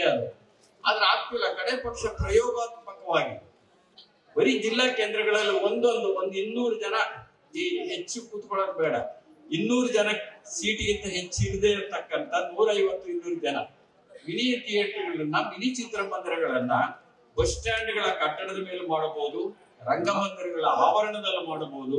ಈ ಮುಖಾಂತರವಾಗಿ ಕಲಾತ್ಮಕ ಚಿತ್ರಗಳಿಗೆ ಅಷ್ಟೇ ಅಲ್ಲ, ಮುಖ್ಯವಾಹಿನಿ ಚಿತ್ರಗಳಿಗೂ ಅಲ್ಲಿ ಅವಕಾಶ ಕೊಡೋದ್ರ ಮುಖಾಂತರವಾಗಿ ಕನ್ನಡ ಚಿತ್ರರಂಗವನ್ನು ಉಳಿಸುವ ಕೆಲಸವನ್ನು ನಾವು ಮಾಡಬೇಕಾಗಿರುತ್ತೆ.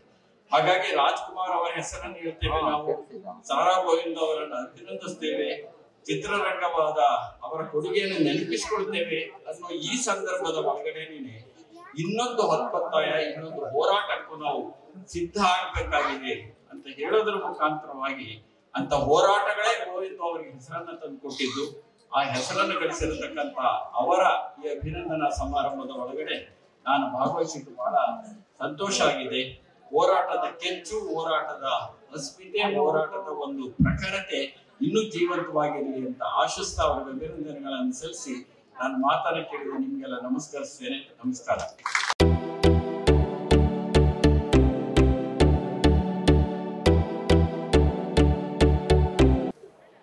ನನ್ನ ಕನ್ನಡ ಚಳವಳಿಯ ಪ್ರೀತಿಯ ಗೆಳೆಯ ಸಾರಾ ಗೋವಿಂದ ಅವರ ಅಭಿನಂದನಾ ಸಮಾರಂಭದಲ್ಲಿ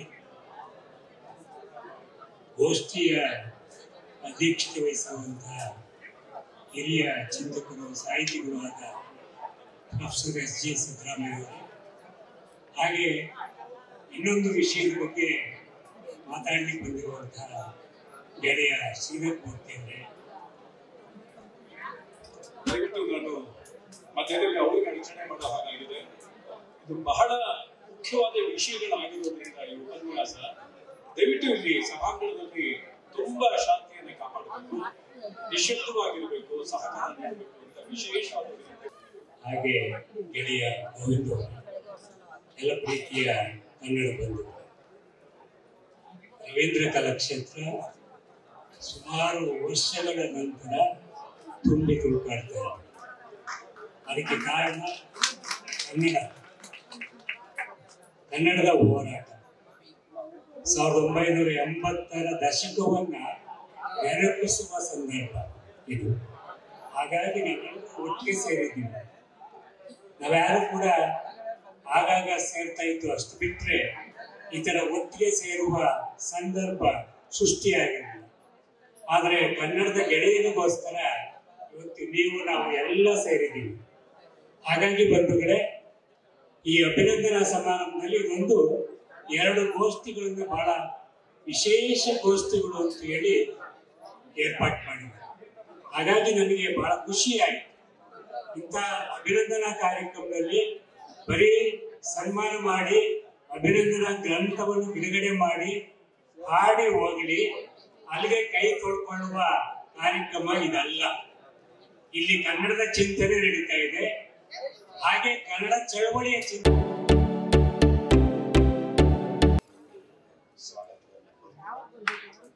ಸಾರಾ ಗೋವಿಂದ ಅವರ ಅಭಿನಂದನೆ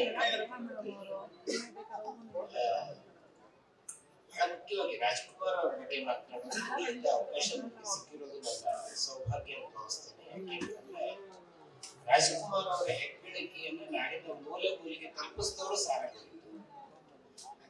ಬಹಳ ಮುಖ್ಯವಾಗಿ ನಾನು ಸಾರಾ ಗೋವಿಂದ ಅವರಿಗೆ ಈ ಸಂದರ್ಭದಲ್ಲಿ ಅಭಿನಂದನೆಯನ್ನು ಸಲ್ಲಿಸಬೇಕು. 2 ಬಹಳ ಮುಖ್ಯ ಕಾರ್ಯಕ್ರಮಗಳನ್ನು ನೆನಪಿರ್ತಕ್ಕಂಥದ್ದು, ಒಂದು ಚಲನಚಿತ್ರ ಇತಿಹಾಸದ ಸಂದರ್ಭದಲ್ಲಿ ಮತ್ತು ಕನ್ನಡ ಚಿತ್ರರಂಗದ ಅಮೃತೋತ್ಸವ ನಮ್ಮೆಲ್ಲರ ಸೃಜನಶೀಲತೆಯನ್ನು ಬಳಸಿಕೊಂಡು ನಾವು ಇತಿಹಾಸವನ್ನು ಕಟ್ಟುವ ಬಹಳ ದೊಡ್ಡ ಕೆಲಸವನ್ನು ಮಾಡೋದು. ನಾವು ಮತ್ತೆ ವಿದ್ಯಾರ್ಥಿಗಳ ಕಾರ್ಯಕ್ರಮವನ್ನು ನಮಗೆ ಬೆಂಬಲವಾಗಿ ನೀಡಿದ್ರು. ಯಾವತ್ತು ಕನ್ನಡ ಅಂತ ಹೇಳಿದ್ರೆ ಬೆಂಬಲವಾಗಿ ಸಾರಾ ಗೋವಿಂದ ಅವರಿಗೆ ನಾನು ವೈಯಕ್ತಿಕವಾಗಿ ಮತ್ತು ನಿಮ್ಮೆಲ್ಲರ ಪರವಾಗಿ ಅಭಿನಂದನೆಗಳನ್ನು ಸಲ್ಲಿಸ್ತೇನೆ. ಈ ಕಾರ್ಯಕ್ರಮದಲ್ಲಿ ಗುರುಗಳಾದ ಎಸ್.ಜಿ. ಸಿದ್ದರಾಮಯ್ಯ ಅವರಿದ್ದಾರೆ, ನನ್ನ ಸಹ ಭಾಷಣಕಾರರಾದ ಜಾಣಗೆರೆ ವೆಂಕಟರಾವ್ ಅವರಿದ್ದಾರೆ. ಅವರಿಗೆ ಸಲ್ಲಿಸ್ತಾ ನಾನು ಬಹಳ ಸಂಕ್ಷಿಪ್ತವಾಗಿ ಡಾಕ್ಟರ್ ರಾಜ್ಕುಮಾರ್ ಮತ್ತು ಚಿತ್ರರಂಗ 2 ಬೇರೆ ಬೇರೆ ಪದಗಳೇ ಅಲ್ಲ. ಕನ್ನಡ ಚಿತ್ರರಂಗ ಮತ್ತು ರಾಜ್ಕುಮಾರ್ 2 ಒಂದೇ ಯಾಕೆಂತಂದ್ರೆ ನಾವು ಚಿತ್ರರಂಗದ ಇತಿಹಾಸವನ್ನು ಬರೆದ್ರೆ ಅದು ರಾಜ್ಕುಮಾರ್ ಅವರ ಇತಿಹಾಸ. ರಾಮಚಂದ್ರ ಅವರು ಈಗ ಕೆಲವು ಪ್ರಾರಂಭಿಕ ಮಾತುಗಳನ್ನ ಹೇಳ್ತಾರೆ. ನಾನು ಒಂದು ಘಟನೆಯನ್ನ ನಾವು ವಿನಯವನ್ನ ರಾಜ್ಕುಮಾರ್ಗೆ ಹೋಲಿಸ್ತೇವೆ. ರಾಜ್ಕುಮಾರ್ ಅವರ ವಿನಯ ಅಂತ ಹೇಳಿ, ವಿನಯಕ್ಕೆ ಒಂದು ಸಣ್ಣ ಉದಾಹರಣೆ ಇದೆ. ಆರ್ ನಾಗೇಂದ್ರ ಜನ್ಮ ಶತಮಾನೋತ್ಸವ ಕಾರ್ಯಕ್ರಮ ರಾಜ್ಕುಮಾರ್ ಮತ್ತು ಕಲ್ಯಾಣ್ ಕುಮಾರ್ ಇಬ್ರು ಒಂದು ವೇದಿಕೆಯಲ್ಲಿದ್ದರು. ಮೊದಲು ಕಲ್ಯಾಣ್ ಕುಮಾರ್ ಅವರು ಮಾತಾಡ್ತಾರೆ. ಕಲ್ಯಾಣ್ ಕುಮಾರ್ ಅವರು ಮಾತನಾಡ್ತಾ ನಮ್ಮನ್ನು ಕುಮಾರ ತ್ರಯರು ಅಂತ ಕರೀತಾರೆ, ನನ್ನನ್ನ ರಾಜ್ಕುಮಾರ್ ಹೋಲಿಸಲು ಪ್ರಯತ್ನ ಪಡ್ತಾರೆ. ಅವರು ಅಗಾಧವಾದ ಹಿಮಾಲಯ, ನಾನು ಚಾಮುಂಡಿ ಬೆಟ್ಟ ಇಲ್ಲಿದ್ದೇನೆ. ಇದಾದ್ಮೇಲೆ ರಾಜ್ಕುಮಾರ್ ಅವರು ಮಾತಾಡ್ತಾ ಹೇಳಿದ್ರು, ಕಲ್ಯಾಣ್ ಕುಮಾರ್ ಅವರು ಹೇಳಿದ್ರು, ಶೈಲಿ. ನಮ್ಮ ಕಲ್ಯಾಣ್ ಕುಮಾರ್ ಅವರು ಹೇಳಿದ್ರು, ನಾನು ಹಿಮಾಲಯ ಒಂದು ಚಾಮುಂಡಿ ಬೆಟ್ಟ ಒಂದೊಂದಕ್ಕೂ ಒಂದೊಂದು ರೀತಿ ಇರುತ್ತಪ್ಪ. ಹಿಮಾಲಯದಲ್ಲಿ ಇರೋದು ಯಾರು? ನಮ್ಮಪ್ಪ ಪರಶಿವ. ಚಾಮುಂಡಿ ಬೆಟ್ಟದಲ್ಲಿ ಇರೋದು ಯಾರು? ನಮ್ಮ ತಾಯಿ ಚಾಮುಂಡಿ. ಅಪ್ಪ ಅಮ್ಮ ನಡುವೆ ಭೇದ ಎಲ್ಲ ಸಾಧ್ಯವೇ? ಅಮ್ಮನಿಗೆ ಒಂದು ಸ್ವಲ್ಪ ಪ್ರೀತಿ ಜಾಸ್ತಿ ಇರುತ್ತೆ. ಈ ಮಾತನ್ನ ನಾನು ಹೇಳ್ತೀನಿ, ರಾಜ್ಕುಮಾರ್ ಅಲ್ಲದೆ ಯಾರು ಆಗೋದು ಸಾಧ್ಯ ಇಲ್ಲ. ಇದು ರಾಜ್ಕುಮಾರ್ ಅವರಿಗಿದ್ದಂತಹ ವಿನಯ. ಆ ವಿನಯದ ನೂರಾರು ಘಟನೆಗಳನ್ನು ನೀವು ಕೇಳಿರ್ತೀರಿ, ನಾನು ಕೇಳಿರ್ತೀನಿ, ನಾನು ಅನುಭವಿಸಿದ್ದೀನಿ. ಒಂದು ಕನ್ನಡ ಚಿತ್ರರಂಗ ರಾಜ್ಕುಮಾರ್ ಅವರು ಪ್ರವೇಶ ಮಾಡಿದಾಗ ಬಡಗೂರು ಆಗಲಿ ಹೇಳಿದಾಗ ಬಹಳ ಶೈಶವ ಅವಸ್ಥೆಯಲ್ಲಿ ಇತ್ತು. ನಮಗೆ ವರ್ಷ 1-2 ಚಿತ್ರಗಳು ಕೂಡ ಬರುವುದು ಬಹಳ ಕಷ್ಟವಾದ ಸಂದರ್ಭ. 54ರಲ್ಲಿ ಅವರು ಬಂದು 14 ವರ್ಷದಲ್ಲಿ 100 ಚಿತ್ರಗಳನ್ನ ಪೂರೈಸಿದರು. ನೀವು ಸುಮ್ಮನೆ ಇತಿಹಾಸದ ಪುಟಗಳನ್ನು ನೋಡಿದ್ರೆ 1968ನೇ ಇಸ್ವಿಯಲ್ಲಿ ರಾಜ್ಕುಮಾರ್ ಅವರು 17 ಚಿತ್ರಗಳಲ್ಲಿ ಅಭಿನಯಿಸಿದರು. ಈ 17 ಚಿತ್ರಗಳ ಪಟ್ಟಿ ನೀವು ಒಂದ್ಸಲ ಇಟ್ಕೊಂಡು ನೋಡಿದ್ರೆ ಎಷ್ಟು ವೈವಿಧ್ಯಮಯ ಪಾತ್ರಗಳೆಲ್ಲ ಮಾಡಿದ್ದಾರೆ. ಬೇರೆ ಎಲ್ಲ ಕಲಾವಿದರಿಗೆ ಆಯ್ಕೆ ಇದ್ದರೆ ರಾಜ್ಕುಮಾರ್ ಅವ್ರಿಗೂ ಆಯ್ಕೆ ಇತ್ತು. ಕನ್ನಡ ಬೇರೆ ಭಾಷೆ ಚಿತ್ರಗಳನ್ನು ಮಾಡಬಹುದು, ಬೇರೆ ಮಾದರಿ ಚಿತ್ರಗಳನ್ನು ಮಾಡಬಹುದಾಗಿತ್ತು. ಅದನ್ನು ಮಾಡಿ ಕನ್ನಡ ಚಿತ್ರಗಳನ್ನೇ ಮಾಡಿದ್ರು. ಕನ್ನಡ ಅದರಲ್ಲೂ ಕೂಡ ಬಹಳ ಮುಖ್ಯವಾಗಿ ರಾಜ್ಕುಮಾರ್ ಚಿತ್ರದಲ್ಲಿ ಬಂದ 4ನೇ ವರ್ಷಕ್ಕೆ ನಮ್ಗೆ ಡಬ್ಬಿಂಗ್ ಚಳವಳಿಯ ಹೋರಾಟವನ್ನ ನಾವು ಕಂಡುಕೊಂಡ್ವಿ. ಕನ್ನಡ ಚಿತ್ರರಂಗಕ್ಕೆ ಭವಿಷ್ಯವೇ ಇಲ್ಲವೇ ಎನ್ನುವಂತ ಒಂದು ಸ್ಥಿತಿ ನಿರ್ಮಾಣ ಆಯಿತು. ಆಗ ರಣಧೀರ ಕಟ್ಟಿರುವ ಮೂಲಕ ಚಿತ್ರರಂಗಕ್ಕೆ ಮರುಹುಟ್ಟವರು ರಾಜ್ಕುಮಾರ್. ಹೀಗಾಗಿ ರಾಜ್ಕುಮಾರ್ ಅವರು ಕನ್ನಡ ಚಿತ್ರರಂಗವನ್ನು ಉಳಿಯುತ್ತಾರೆ. ಇದು ಮೊದಲನೇ ಅಂಶ. ಎರಡನೇದು ರಾಜ್ಕುಮಾರ್ ಮಾಡಿರುವ ಪಾತ್ರ. 600 ಚಿತ್ರಗಳಲ್ಲಿ ಮಾಡಿದ ಕಲಾವಿದರಿದ್ದಾರೆ, 700 ಚಿತ್ರಗಳಲ್ಲಿ ಮಾಡಿದ ಕಲಾವಿದರಿದ್ದಾರೆ. ಅಂಕಿ 200 ಚಿತ್ರಗಳು ರಾಜ್ಕುಮಾರ್ ನಮ್ಮಲ್ಲಿ ಶ್ರೀಕೃಷ್ಣ ದೇವರಾಯ ಅಂದ್ರೆ ನೆನಪಾಗೋದು ರಾಜ್ಕುಮಾರ್, ರಣಧೀರ ಕಂಠೀರವ ಅಂದ್ರೆ ನೆನಪಾಗೋದು ರಾಜ್ಕುಮಾರ್, ಮಯೂರ ಅಂದ್ರೆ ನೆನಪಾಗೋದು ರಾಜ್ಕುಮಾರ್. ನಮ್ಮ ಎಲ್ಲ ಚಾರಿತ್ರಿಕ ವ್ಯಕ್ತಿಗಳನ್ನ ಕಣ್ಣು ಮುಂದೆ ನಿಲ್ಲಿಸುವಂತವ್ರು ರಾಜ್ಕುಮಾರ್. ನಮ್ಮ ಪೌರಾಣಿಕವಾಗಿ ರಾಮ ಇರ್ಬೋದು, ಕೃಷ್ಣ ಇರ್ಬೋದು, ನಾರದ ಇರ್ಬೋದು, ಪ್ರತಿಯೊಬ್ಬರನ್ನ ನಮ್ಮ ಕಣ್ಣು ಮುಂದೆ ನಿಲ್ಲಿಸುವುದು ರಾಜ್ಕುಮಾರ್. ನಮ್ಮ ಭಕ್ತಿ ಪರಂಪರೆಯನ್ನು ತಗೊಂಡು ಬಂದು ಪುರಂದರದಾಸ ಇರ್ಬೋದು, ಕನಕದಾಸ ಇರ್ಬೋದು, ಸರ್ವಜ್ಞ ಇರ್ಬೋದು, ರಾಘವೇಂದ್ರ ಸ್ವಾಮಿ ಇರ್ಬೋದು, ಸಂತ ಕಬೀರ ಇರ್ಬೋದು, ಕಾಳಿದಾಸ ಇರ್ಬೋದು, ಎಲ್ಲರನ್ನ ಕಣ್ಮುಂದೆ ಇನ್ನೊಂದು ದಿಕ್ಕಿಗೆ ಬಂದ್ರೆ ಬಾಂಡ್ ಚಿತ್ರಗಳಿಗೂ ಒಂದು ಆರಂಭಿಸಿದವರು ರಾಜ್ಕುಮಾರ್. ಇಡೀ ಜಗತ್ತಿನಲ್ಲಿ ಇಷ್ಟು ವೈವಿಧ್ಯಮಯ ಪಾತ್ರಗಳನ್ನು ಮಾಡಿದ್ರೆ ಇನ್ನೊಂದು ಕಲಾವಿದ ನಿಮಗೆ ಸಿಗ್ತದೆ. ಸುಮ್ಮನೆ ಅಮಿತಾಬ್ ಬಚ್ಚನ್ ಪುರಂದರದಾಸರ ಪಾತ್ರ ಮಾಡಿದ್ರೆ ಹೆಂಗಿರುತ್ತೆ ಯೋಚನೆ ಮಾಡಿ, ಕಲ್ಪನೆ ಕೂಡ ಮಾಡ್ಕೊಳ್ತಾರೆ. ಇದು ರಾಜ್ಕುಮಾರ್ ಒಬ್ಬರಿಗೆ ಇದ್ದಂತಹ ಶಕ್ತಿ.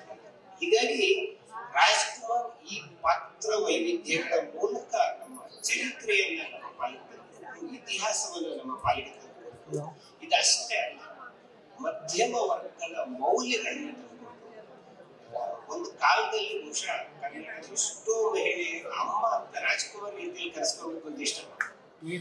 ತಾಯಿಯ ಪ್ರೀತಿ ಏನಿದೆ ಅಂತ ತೋರಿಸ್ಕೊಟ್ರು, ಅಣ್ಣ ತಮ್ಮನ ಪ್ರೀತಿ ಹೇಗಿರುತ್ತೆ ಅಂತ ತೋರಿಸ್ಕೊಟ್ರು, ಗಂಡ ಹೆಂಡತಿ ಹೇಗಿರ್ಬೇಕು ಮಾದರಿಯನ್ನ ಸೃಷ್ಟಿ ಮಾಡಿದ್ರು ಎಲ್ಲ ವಿಷಯದಲ್ಲಿ. ಅದು ನೆನಪಿಲ್ಲ ಅಂತ ಹೇಳ್ತಾರೆ.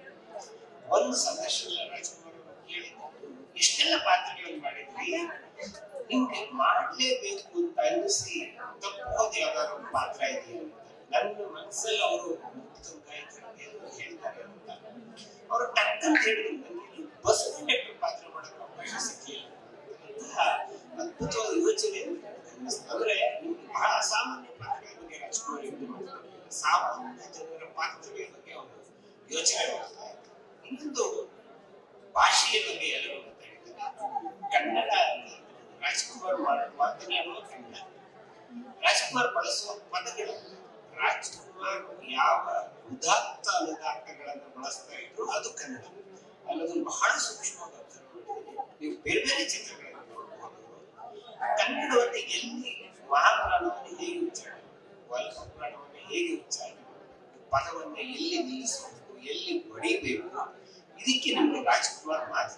ಇದನ್ನು ಅವರು ಬಹಳ ನಿಕಟವಾಗಿ ಅವರು ರಂಗಭೂಮಿಯಿಂದ ಬಂತು ಅಂತ ಹೇಳ್ತಾರೆ. ಆದ್ರೆ ರಂಗಭೂಮಿಯಿಂದ ಬಂದು ಎಲ್ಲ ಕಲಾವಿದರು ರಂಗಭೂಮಿಯಿಂದ ಬಂತು, ಎಲ್ಲ ರಂಗಭೂಮಿಯಿಂದ ಬಂದಾಗ ಅವರೆಲ್ಲರೂ ನಮ್ಗೆ ಏನು ಕೊಡ್ಲಿಲ್ಲ, ಒಬ್ಬರೇ ಕೊಡ್ತಾರೆ. ಬಹಳ ವಿಶೇಷವಾದ ಸಂಗತಿ ಅನ್ಸುತ್ತೆ. 4ನೇ ವಿಷಯ ನಾನು ಹೇಳ್ಬೇಕು ಅಂತ ಇದು ಸಾರಾ ಗೋವಿಂದ ಅವರಿಗೆ, ಕನ್ನಡಕ್ಕೆ ಯಾವತ್ತು ಹಾನಿಯಾಗಿತ್ತು, ಯಾವತ್ತು ಅನ್ಯಾಯ ಆಗಿದೆ, ನಮಗಿಂತ ಬಹಳ ದೊಡ್ಡ ಶಕ್ತಿ ರಾಜ್ಕುಮಾರ್ ಚಳುವಳಿಗೆ ಬರ್ತಾರೆ ಅಂದ್ರೆ ಇಡೀ ಸರ್ಕಾರ ನಡೆದು ಹೋಗ್ತಾ ಇತ್ತು. ಗೃಹ ಸಚಿವರಿಂದ ಹಿಡಿದು ರಾಜ್ಕುಮಾರ್ ಅವರ ಬೇಡಿಕೆ ಏನಿದೆ ಅದನ್ನು ಈಡೇರಿಸಬೇಕು ಓಡೋಡಿ ಮಾಡ್ತಾರೆ.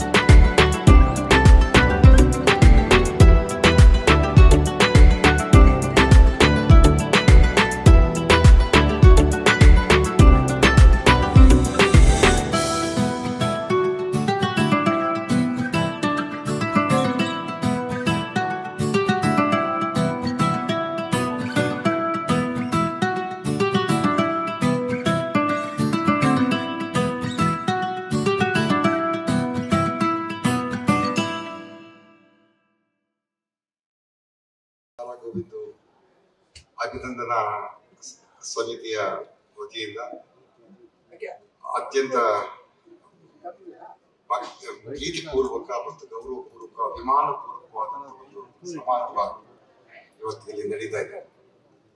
ಈ ಒಂದು ಸಮಾರಂಭದ ಮುಖ್ಯ ವ್ಯಕ್ತಿ, ಕೇಂದ್ರ ಬಿಂದು, ಉತ್ಸವ ಮೂರ್ತಿ, ಕನ್ನಡ ಸೇನಾನಿ ಸಾರಾ ಗೋವಿಂದ್ ಅವರು ಇವತ್ತು ಈ ವೇದಿಕೆಯಲ್ಲಿದ್ದಾರೆ. ಅವರನ್ನು ಅಭಿನಂದಿಸಲಿಕ್ಕೆ ನಮ್ಮ ರಾಜ್ಯದ ಜನಪ್ರಿಯ ಮುಖ್ಯಮಂತ್ರಿಗಳಾದಂತಹ ಸನ್ಮಾನ್ಯ ಸಿದ್ದರಾಮಯ್ಯನವರು ಆಗಮಿಸಿರತಕ್ಕಂಥದ್ದು ಬಹಳ ಸಂತೋಷದ ವಿಚಾರ. ಹಾಗೆಯೇ ನಮ್ಮ ಹಂಪ ನಾಗರಾಜ್ ಅವರು ಈ ಒಂದು ಅಭಿನಂದನಾ ಸಮಾರಂಭದ ಅಧ್ಯಕ್ಷತೆಯನ್ನು ವಹಿಸಿರೋದು ಮಾತ್ರವಲ್ಲ, ಅಭಿನಂದನಾ ಗ್ರಂಥದ ಪ್ರಧಾನ ಸಂಪಾದಕರು ಕೂಡ ಅವರು.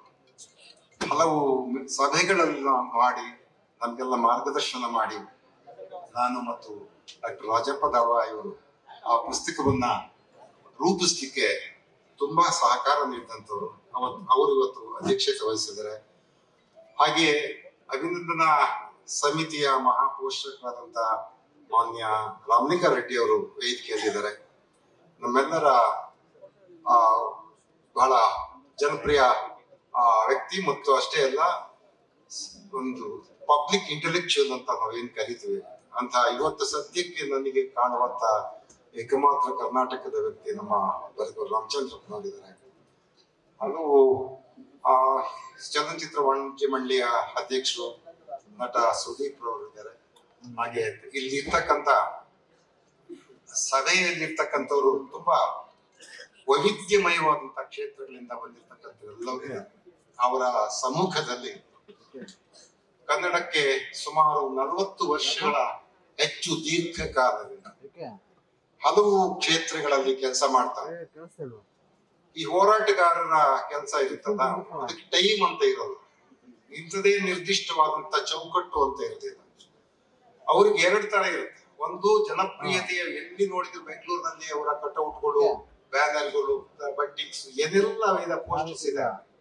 ಆದ್ರೆ ಅವ್ರ ಜೊತೆಗೆ ಅವ್ರ ಮೈ ಮೇಲೆ ಎಷ್ಟೋ ಗಾಯಗಳು ಇರುತ್ತೆ ಪೊಲೀಸರ ಹೊಡೆತದಿಂದ. ಚಳವಳಿಗಾರರಂದ್ರೆ ಅವ್ರಿಗೆ 2 ಮುಖ, ಅಗೋಚರವಾಗಿರ್ತಕ್ಕಂಥ ಹಗಲು ರಾತ್ರಿ ನಿದ್ದೆಗೆಟ್ಟು ಸುಮಾರು 9,700 ರಾಜ್ಕುಮಾರ್ ಅಭಿಮಾನಿ ಸಂಘದ ಕೇಂದ್ರ ಸಮಿತಿ ಅಧ್ಯಕ್ಷರಾಗಿದ್ದಂತ. ಅಷ್ಟು ದೊಡ್ಡ ಒಂದು ಸಂಘಟನೆಗೆ ನಿರ್ವಹಿಸ್ತಕ್ಕಂಥದ್ದು ಇರುತ್ತಲ್ಲ, ಅದಕ್ಕೆ ಕಡಿಮೆ ಶಕ್ತಿ ಸಾಲದು. ಕಡಿಮೆ ಶಕ್ತಿ ಇದ್ರೆ ಅದನ್ನು ನಿರ್ವಹಿಸ್ಲಿಕ್ಕೆ ಸಾಧ್ಯ ಇಲ್ಲ. ಯಾಕಂದ್ರೆ ಯುವಕರು ಇರ್ತಾರಲ್ಲ, ಅಭಿಮಾನಿಗಳು, ಎಲ್ಲಿ ಸಣ್ಣ ಒಂದು ಕಿಡಿ ಎಗರಿ ಬಿಟ್ರೆ ಅನಾಹುತಗಳು ನಡೆದೋಗ್ಬಿಡ್ತವೆ ಅಭಿಮಾನಿ ಸಂಘ. ಅಂಥದನ್ನ ನಿರ್ವಹಿಸಿಕೊಂಡು ಅದನ್ನ ಒಂದು ಸರಿಯಾದಂತ ಮಾರ್ಗದಲ್ಲಿ ನಡೆಸ್ಕೊಡ್ತಾರೆ. ಯಾಕಂದ್ರೆ ಆ ಅಭಿಮಾನಿ ಸಂಘ ಇದ್ದಿದ್ದು ಸಾಮಾನ್ಯ ವ್ಯಕ್ತಿಯ ಹೆಸರಲ್ಲ, ಡಾಕ್ಟರ್ ರಾಜ್ಕುಮಾರ್ ಅವರ ಹೆಸರು. ಡಾಕ್ಟರ್ ರಾಜ್ಕುಮಾರ್ ಅಂತಂದ್ರೆ ಸಜ್ಜನಿಕೆಗೆ, ಸಭ್ಯತೆಗೆ, ಒಂದು ಸಂಸ್ಕೃತಿಗೆ ಒಂದು ಪ್ರತೀಕವಾಗಿದ್ದಂತ. ಆ ಕನ್ನಡ ಸಂಸ್ಕೃತಿ ಅಂತ ಏನಾದ್ರು ಒಂದು ನಾವು ಬಹಳ ಸ್ಥೂಲವಾಗಿ ವಿಶಾಲವಾರ್ಥದಲ್ಲಿ ಗುರುತಿಸೋದಾರೆ, ಅದನ್ನ ಡಾಕ್ಟರ್ ರಾಜ್ಕುಮಾರ್ ಅಂತವರು, ಡಾಕ್ಟರ್ ಕುವೆಂಪು ಅಂತವರು ಅತ್ಯಂತ ಸಮರ್ಥವಾಗಿ ಪ್ರತಿನಿಧಿಸ್ತಾರೆ. ಅವರಿಗೆ ಯಾವುದೇ ಜಾತಿ, ಮತ, ಕೋಮು, ಸಂಕುಚಿತವಾದಂತ ಭಾವನೆಗಳಿಲ್ಲದೆ ಎಲ್ಲರೂ ನಮ್ಮವರು ಅನ್ನುವಂತ ಅಪ್ಪಿಕೊಳ್ಳುವ ಒಂದು ಗುಣ ಇರ್ತದೆ. ಅಂತ ಒಬ್ಬ ಡಾಕ್ಟರ್ ರಾಜ್ಕುಮಾರ್ ಅವರ ಹೆಸರಿನಲ್ಲಿ ನಡೆಸುವ ಒಂದು ಸಂಘ ಸಣ್ಣ ಒಂದು ತಪ್ಪು ಮಾಡಿದ್ರು ಕೂಡ ದೊಡ್ಡ ಸುದ್ದಿ ಆಗ್ಬಿಡುತ್ತದೆ. ಡಾಕ್ಟರ್ ರಾಜ್ಕುಮಾರ್ ಅಭಿಮಾನಿ ಸಂಘ ಬರೀ ಬಂಟಿಕ್ಸ್ ಕಟ್ಟಕ್ಕೆ, ಸ್ಟಾರ್ಗಳು ಕಟ್ಟಕ್ಕೆ ಕೆಲಸ ಮಾಡಿದ್ರು. ಒಂದು ಗಿನ್ನಿಸ್ ರೆಕಾರ್ಡ್ ಆಗುವಂತ ರೀತಿಯಲ್ಲಿ ರಕ್ತದಾನ ಶಿಬಿರ ಮಾಡಿದ್ದಾರೆ. ಇವತ್ತಿಗೂ ಅದೊಂದು ನ್ಯಾಷನಲ್ ರೆಕಾರ್ಡ್, ಅದು ರಾಷ್ಟ್ರೀಯ ಮಟ್ಟದ ದೊಡ್ಡ ಒಂದು ದಾಖಲೆ ಆಗಿರ್ತಕ್ಕಂಥ ಒಂದು ರಕ್ತದಾನ ಶಿಬಿರ ಮಾಡ್ತಾರೆ. ಬೆಂಗಳೂರಿನ ಸಮೀಪದ ಯನಾಂಕದಲ್ಲಿದ್ದಂತ ವೀಲ್ಯಾಂಡ್ ಆಕ್ಸಿಸ್ ಪ್ಲಾಂಟ್ ಅಲ್ಲಿ ಕನ್ನಡಿಗರಿಗೆ ಅತ್ಯಂತ ಕಡಿಮೆ ಉದ್ಯೋಗ, ಹೊರ ರಾಜ್ಯದವರೇ ಬೇರೆ ಬಹಳಷ್ಟು ಜನ ಉದ್ಯೋಗ ಪಡೆದಿದ್ರು. ಒಬ್ಬ ಪ್ರಧಾನ ಮಂತ್ರಿಯನ್ನ ಒಂದು ಅಭಿಮಾನಿ ಸಂಘದ ಅಧ್ಯಕ್ಷ ಹೋಗಿ ಭೇಟಿ ಮಾಡಿ, ಕನ್ನಡಿಗರಿಗೆ ಅನ್ಯಾಯ ಆಗ್ತಾ ಇದೆ, ಕರ್ನಾಟಕದಲ್ಲಿ ನೆಲವನ್ನ ಎಲ್ಲವನ್ನೂ ಬಳಸಿಕೊಂಡು ಇಲ್ಲಿ ಒಂದು ಕೈಗಾರಿಕೆಯನ್ನ ಸ್ಥಾಪನೆ ಮಾಡಿದ್ದೀರಾ, ಆದ್ರೆ ಕನ್ನಡಿಗರಿಗೆ ಉದ್ಯೋಗ ಕೊಡದೇ ಇದ್ರಿ ಎಂತ ದೊಡ್ಡ ದ್ರೋಹ ಅನ್ನುವಂತ ರೀತಿಯಲ್ಲಿ ಅವರು ಮಾತನಾಡಿ ಆಗಿನ ರೈಲ್ವೆ ಸಚಿವರಾದಂತ ಜಾಫರ್ ಶರೀಫ್ ಮುಂತಾದವರನ್ನ ಕನ್ವಿನ್ಸ್ ಮಾಡಿ ಕನ್ನಡಿಗರಿಗೆ ಬಹು ದೊಡ್ಡ ಪ್ರಮಾಣದಲ್ಲಿ ಉದ್ಯೋಗ ಸಿಗಲಿಕ್ಕೆ ದೊಡ್ಡ ಹೋರಾಟ ಮಾಡಿ ಲಕ್ಷಕ್ಕೂ ಹೆಚ್ಚು ಜನ ಬೆಂಗಳೂರಿನಿಂದ ಯಲಹಂಕದವರೆಗೆ ಪಾದಯಾತ್ರೆ ಮಾಡಿ ಅದನ್ನು ಯಶಸ್ವಿಗೊಳಿಸಿದ್ದಾರೆ ಮತ್ತು ಕನ್ನಡಿಗರಿಗೆ ಕೆಲಸ ಸಿಗುವಂತೆ ನೋಡ್ಕೊಂಡಿದ್ದಾರೆ. BHEL ನಲ್ಲಿ, ಬೆಮೆಲ್ ನಲ್ಲಿ, ಕರ್ನಾಟಕದ ಬೆಂಗಳೂರಿನಲ್ಲಿರುವಂತಹ ಹಲವು ಸಾರ್ವಜನಿಕ ಉದ್ದಿಮೆಗಳಲ್ಲಿ ಕನ್ನಡಿಗರಿಗೆ ಹೆಚ್ಚು ಕೆಲಸ ಸಿಗುವಂತೆ ನೋಡ್ಕೊಳ್ತಕ್ಕಂಥದ್ದು. ಬರೀ ಅಭಿಮಾನ ಅಂತಂದ್ರೆ ಬರೀ ಜೈಕಾರ ಆಗ್ತಕ್ಕಂಥದ್ದಲ್ಲ. ರಾಜ್ಕುಮಾರ್ ಅಭಿಮಾನಿ ಸಂಘ ಒಂದು ರೀತಿಯಲ್ಲಿ ರಚನಾತ್ಮಕವಾದಂತ ರೀತಿಯಲ್ಲಿ ಕೆಲಸ ಮಾಡಿದ್ರಿಂದಲೇ ಅದಕ್ಕೊಂದು ಶಕ್ತಿ ಇತ್ತು.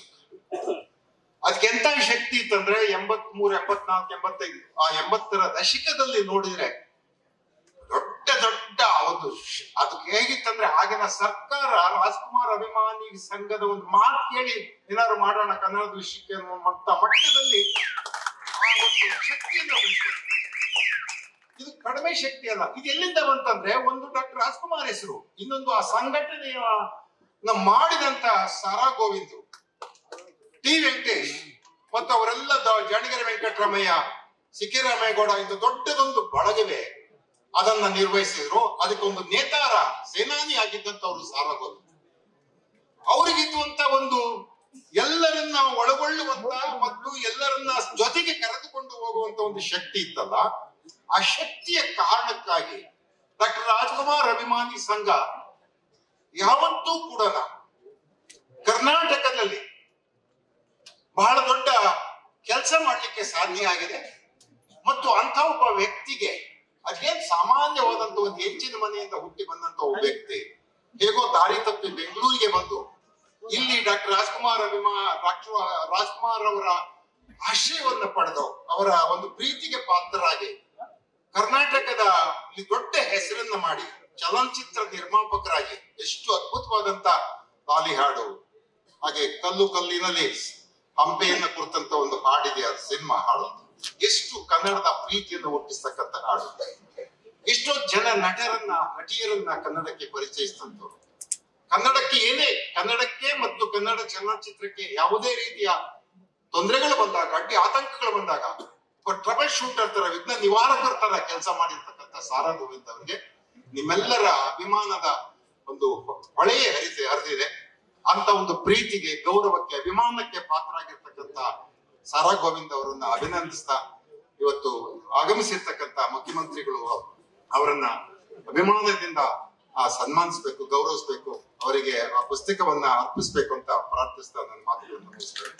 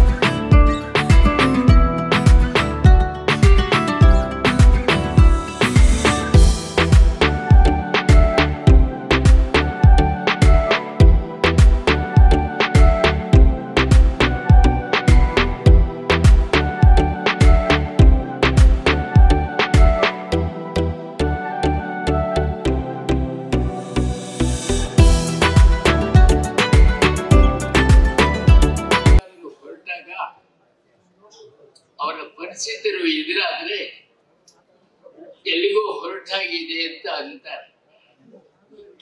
ಹಾಗೆ ನಾನು ಈ ಕಾರ್ಯಕ್ರಮಕ್ಕೆ ಹೊರಟಾಗ ನನ್ನ ಪರಿಚಿತರೊಬ್ಬರು ಅದೇ ಪ್ರಶ್ನೆ ಹಾಕಿದೆ. ನಾನು ರವೀಂದ್ರ ಕಲಾಕ್ಷೇತ್ರಕ್ಕೆ ಅಂತ ಹೇಳಿ, ಅವರು ಯಾಕೆ ಅಂತ ಕೇಳಿದ್ರು. ನಾನು ನನ್ನ ಪರಿಚಿತರೊಬ್ಬರ ಅಭಿನಂದನಾ ಕಾರ್ಯಕ್ರಮ ಇದೆ, ಅದಕ್ಕೆ. ಆ ಪರಿಚಿತರು ಯಾರು? ನಾನು ಸಾರಾ ಗೋವಿಂದು ಅಂತ ಕೇಳಿ, ಅವ್ರು ಅಷ್ಟಕ್ಕೆ ಬೆಳ್ಳಿಲ್ಲ. ಸಾರಾ ಗೋವಿಂದ್ ಅವರಿಗೂ ನಿಮಗೂ ಏನ್ ಸಂಬಂಧ ಅಂತ ಕೇಳಿ, ಹೀಗೆ ಪ್ರಶ್ನೆ ಹಾಕ್ತಾನೆ ಇದ್ದೆ. ನನಗೆ ಆಗ ಅಲ್ಲಮ ಪ್ರಭುವಿನ ಒಂದು ವಚನ ನೆನಪಾಯಿತು. ಸಂಬಂಧ ಅಸಂಬಂಧವೆಂದು ನುಡಿವಿರಿ, ಸಂಬಂಧವಾವುದು ಅಸಂಬಂಧವಾವುದು ಕಾಯ ಸಂಬಂಧ, ಪ್ರಾಣ ಸಂಬಂಧ, ಜೀವ ಸಂಬಂಧ. ಇಂತಿ ತ್ರಿವಿಧ ಸಂಬಂಧವನ್ನು ಅರಿತರೆ ಆತನೇ ಸಂಬಂಧಿಕರನಾಗುವ ಈಶ್ವರ ಅಂತ ಒಂದು ಮಾತು. ಹಾಗೆ ಅಲ್ಲಮ ಹೇಳಿದಂತಹ ಕಾಯ ಸಂಬಂಧ, ಪ್ರಾಣ ಸಂಬಂಧ, ಜೀವ ಸಂಬಂಧದ ಅರ್ಥ ಏನಾರು ಇರಲಿ, ನನಗಂತೂ ಸಾರಾ ಗೋವಿಂದ್ ಅವರದ್ದು ಭಾವ ಸಂಬಂಧ ಇದೆ, ಅದಕ್ಕೆ ನಾನು ಹೋಗ್ತಾ ಇದ್ದೇನೆ. ಬಹುಶಃ ಅವರು ಇನ್ನೂ ಒಂದಷ್ಟು ಪ್ರಶ್ನೆ ಕೇಳ್ತಿದ್ರು ಏನೋ. ನಾನು ತಡವಾಗತ್ತೆ ಅಂತ ನಾನು ಹೊರಟು ಬಂದಿದ್ದೆ, ಆದ್ರೆ ನಾನು ತಡವಾಗಿ ಬಂದೆ, ವಾಹನದ ತೊಂದರೆಯಿಂದ. ಇಂದು ಬೆಳಗ್ಗಿನಿಂದ ಸಾರಾ ಗೋವಿಂದ್ ಅವರ ಅಭಿನಂದನೆಗೆ ಸಂಬಂಧಿಸಿದ ಹಾಗೆ ಅವರ ಮೆರವಣಿಗೆ, ಅವರಿಗೆ ಸಂಬಂಧಿಸಿದಂತ ಅಪರೂಪದ ಛಾಯಾಚಿತ್ರಗಳ ಪ್ರದರ್ಶನ, ಅಭಿನಂದನಾ ಕಾರ್ಯಕ್ರಮದ ಉದ್ಘಾಟನೆ, ವಿಶೇಷ ಉಪನ್ಯಾಸಗಳು, ಕನ್ನಡ ಚಲನಚಿತ್ರ ಗೀತೆಗಳ ಗಾಯನ, ನೃತ್ಯ ನಾಟಕ, ಹೀಗೆ ವೈವಿಧ್ಯಮಯವಾದಂತಹ ಕಾರ್ಯಕ್ರಮಗಳಲ್ಲಿ ನಾಡಿನ ನಾನಾ ಭಾಗಗಳಿಂದ ಬಂದಿರತಕ್ಕಂತಹ ಸಾರಾ ಗೋವಿಂದ್ ಅವರ ಸಹಸ್ರ ಅಭಿಮಾನಿಗಳು ಹರ್ಷೋತ್ಸಾಹಗಳಿಂದ ಪಾಲ್ಗೊಂಡು ತಮ್ಮ ಮೆಚ್ಚಿನ ಕನ್ನಡದ ನಾಯಕನಿಗೆ ಗೌರವ ತೋರಿಸಿದ್ದಾರೆ. ಇದೀಗ ಅವರಿಗೆ ಅಭಿನಂದನೆ ನಡೆಯುತ್ತೆ. ಈ ಕಾರ್ಯಕ್ರಮಕ್ಕೆ ಎಡೆಬಿಡದ ಕಾರ್ಯಭಾರವಿದ್ದರೂ ನಮ್ಮ ರಾಜ್ಯದ ಮುಖ್ಯಮಂತ್ರಿಗಳಾದ ಮಾನ್ಯ ಸಿದ್ದರಾಮಯ್ಯನವರು ಬಿಡುವು ಮಾಡಿಕೊಂಡು ಬಂದು ನಮ್ಮ ಗೋವಿಂದ್ ಅವರನ್ನ ಅಭಿನಂದಿಸ್ತಾ ಇರೋದೇ ಸಹಜವಾಗಿ ನಮ್ಮೆಲ್ಲರಿಗೆ ಹರ್ಷ ಉಂಟು ಮಾಡಿ. ಈ ಸಂದರ್ಭದಲ್ಲಿ ಪ್ರಕಟಿಸಿರತಕ್ಕಂತಹ ಸಮಿತಿಯವರು ಅಭಿನಂದನಾ ಸಮಿತಿಯವರು ಪ್ರಕಟಿಸಿರುವಂತಹ ಕನ್ನಡ ಸೇನಾನಿ ಸರ ಗೋವಿಂದು ಅಭಿನಂದನ ಗ್ರಂಥವನ್ನ ಬಿಡುಗಡೆ ಮಾಡಬೇಕಂತ ಹೇಳಿ ಅಭಿನಂದನ ಸಮಿತಿಯ ಪ್ರಧಾನ ಕಾರ್ಯದರ್ಶಿಯಾದ ಆತ್ಮೀಯ ಸಿ.ಕೆ. ರಾಮೇಗೌಡರು ನನಗೆ ಹೇಳಿದ್ದೆ. ನಾನು ಅಷ್ಟೇ ಅಭಿಮಾನದಿಂದ ಆ ಗ್ರಂಥವನ್ನು ಬಿಡುಗಡೆ ಮಾಡಿದ್ದೇನೆ. ಆ ಬಿಡುಗಡೆ ಮಾಡಿದ ಸಂದರ್ಭ ಗೌರವಕ್ಕಾಗಿ ಸೂಚ್ಯವಾಗಾದರೂ ಆ ಗ್ರಂಥದ ಬಗ್ಗೆ ಒಂದೆರಡು ಮಾತನ್ನ ಹೇಳಬಹುದು ಅಂತ ಹೇಳಿ ನಾನು ಭಾವಿಸಿದ್ದೇನೆ. ಈ ಅಭಿನಂದನ ಗ್ರಂಥಕ್ಕೆ ಕನ್ನಡ ಸೇನಾನಿ ಸಾರಾ ಗೋವಿಂದು ಅಂತ ಹೇಳಿ ಕೊಟ್ಟಿರುವಂತಹ ಸಂಪಾದಕರು ಕೊಟ್ಟಿರುವಂತಹ ಶೀರ್ಷಿಕೆ ಅತ್ಯಂತ ಸೂಕ್ತವಾಗಿದೆ. ಅವರ ವ್ಯಕ್ತಿತ್ವಕ್ಕೆ ಸಲ್ಲುವ ಹಾಗಿದೆ. ಒಂದು ರೀತಿಯಲ್ಲಿ ಕನ್ನಡ ಚಳುವಳಿ ಮತ್ತು ಕನ್ನಡ ಚಲನಚಿತ್ರೋದ್ಯಮದ ಬೆಳವಣಿಗೆಯ ಒಂದು ದಾಖಲೆಯಂತಿರುವ ಈ ಅಭಿನಂದನೆ ಗ್ರಂಥದ ಪ್ರಧಾನ ಸಂಪಾದಕರಾಗಿ ನಮ್ಮ ನಾಡಿನ ಹಿರಿಯ ವಿದ್ವಾಂಸರು ಭಾಷಾ ತಜ್ಞರು ಆದಂತಹ ಡಾಕ್ಟರ್ ಹಂಪ ನಾಗರಾಜಯ್ಯನವರು ಇರುವುದು, ಮತ್ತೆ ಅವರಿಗೆ ಸಂಪಾದಕರಾಗಿ ನಿರ್ವಹಿ ಹಿರಿಯ ವಿದ್ವಾಂಸರು ವಿಮರ್ಶಕರು ಆದಂತಹ ಡಾಕ್ಟರ್ ಎಂ.ಜಿ. ಚಂದ್ರಶೇಖರ್ ಮತ್ತು ಡಾಕ್ಟರ್ ರಾಜಪ್ಪ ದಳವಾಯಿ ಇರುವುದು ಆ ಅಭಿನಂದನ ಗ್ರಂಥದ ಮೌಲ್ಯಕ್ಕೆ ಸಾಕ್ಷ್ಯ. ಸುಮಾರು 400 ಪುಟಗಳಿಗೂ ಹೆಚ್ಚಿರ್ತಕ್ಕಂತಹ ಈ ಗ್ರಂಥವನ್ನ ಪ್ರಸಿದ್ಧ ಮುದ್ರಣಾದಂತಹ ಸ್ವಾಮಿ ಮುದ್ರಣಾಲಯದ ನಮ್ಮ ಕೃಷ್ಣಮೂರ್ತಿ ಅತ್ಯಂತ ಅಚ್ಚುಕಟ್ಟಾಗಿ ಸುಂದರವಾಗಿ ಮುದ್ರಿಸಿದ್ದಾರೆ. ಗಣ್ಯರ ಸಂದೇಶಗಳೊಂದಿಗೆ 4 ಭಾಗಗಳಿರ್ತಕ್ಕಂಥ ಈ ಗ್ರಂಥದ ಮೊದಲ ಭಾಗ ಡಾಕ್ಟರ್ ರಾಜಪ್ಪ ದಳವಾಯಿಯವರು ನಿರೂಪಿಸಿರುವ ನಮ್ಮ ಸಾರಾ ಗೋವಿಂದ್ ಅವರ ಆತ್ಮಕಥನ, ಅದು ನನ್ನ ಜೀವನದ ಪುಟಗಳು ಅನ್ನೋ ಶೀರ್ಷಿಕೆಯಲ್ಲಿ ಬಂದಿದೆ. ಅದಕ್ಕೆ ಮೀಸಲಾಗಿದೆ ಮೊದಲನೇ ಭಾಗ. ಎರಡನೇ ಭಾಗದಲ್ಲಿ ನಾಡಿನ ಚಲನಚಿತ್ರ, ಸಾಹಿತ್ಯ, ಸಂಸ್ಕೃತಿ, ಕನ್ನಡ ಚಳವಳಿ, ರಾಜಕೀಯ, ಮಾಧ್ಯಮ ಮತ್ತಿತರ ಕ್ಷೇತ್ರಗಳ ಸುಮಾರು 65 ಜನ ಲೇಖಕರು ಸಾರಾ ಗೋವಿಂದ್ ಅವರನ್ನ ಕಂಡಂತೆ ತಮ್ಮ ಅನುಭವಗಳನ್ನ, ತಮ್ಮ ಅಭಿಮಾನವನ್ನ ಅಲ್ಲಿ ಆ ಲೇಖನಗಳಲ್ಲಿ ತೋರಿದ್ದಾರೆ.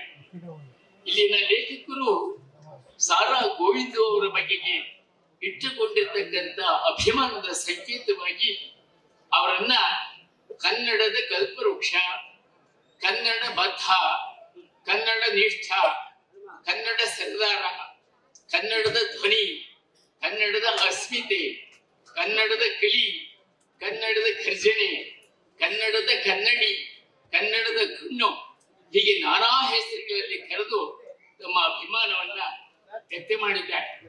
ಈ ಲೇಖನಗಳು ಗೋವಿಂದ ಅವರ ಮುಖಸ್ತುತಿ ಆಗದೆ ಅವರ ನಿಜ ವ್ಯಕ್ತಿತ್ವಕ್ಕೆ ಹಿಡಿದಂತಹ ನಿಲುಗನ್ನಡಿಯಾಗಿದ್ದಾವೆ ಅಂತ ಹೇಳಿ ನಾನು ಭಾವಿಸಿದ್ದೇನೆ. ಗ್ರಂಥದ 3ನೇ ಭಾಗದಲ್ಲಿ ಇರ್ತಕ್ಕಂಥ ವಿಶೇಷ ಅಂದ್ರೆ ಸಾರಾ ಗೋವಿಂದ ಅವರು ಅವಿರಳವಾದಂತಹ ಸಂಬಂಧ ಇಟ್ಟುಕೊಂಡಿದ್ದಂತಹ ಕರ್ನಾಟಕ ರತ್ನ ನಟ ಸಾರ್ವಭೌಮ ಡಾಕ್ಟರ್ ರಾಜಕುಮಾರ್ ಅವರಿಗೆ ಸಂಬಂಧಿಸಿದಂತಹ ಲೇಖನಗಳಿದ್ದಾರೆ. ಇದರಲ್ಲಿ 10 ಲೇಖನಗಳಿದೆ.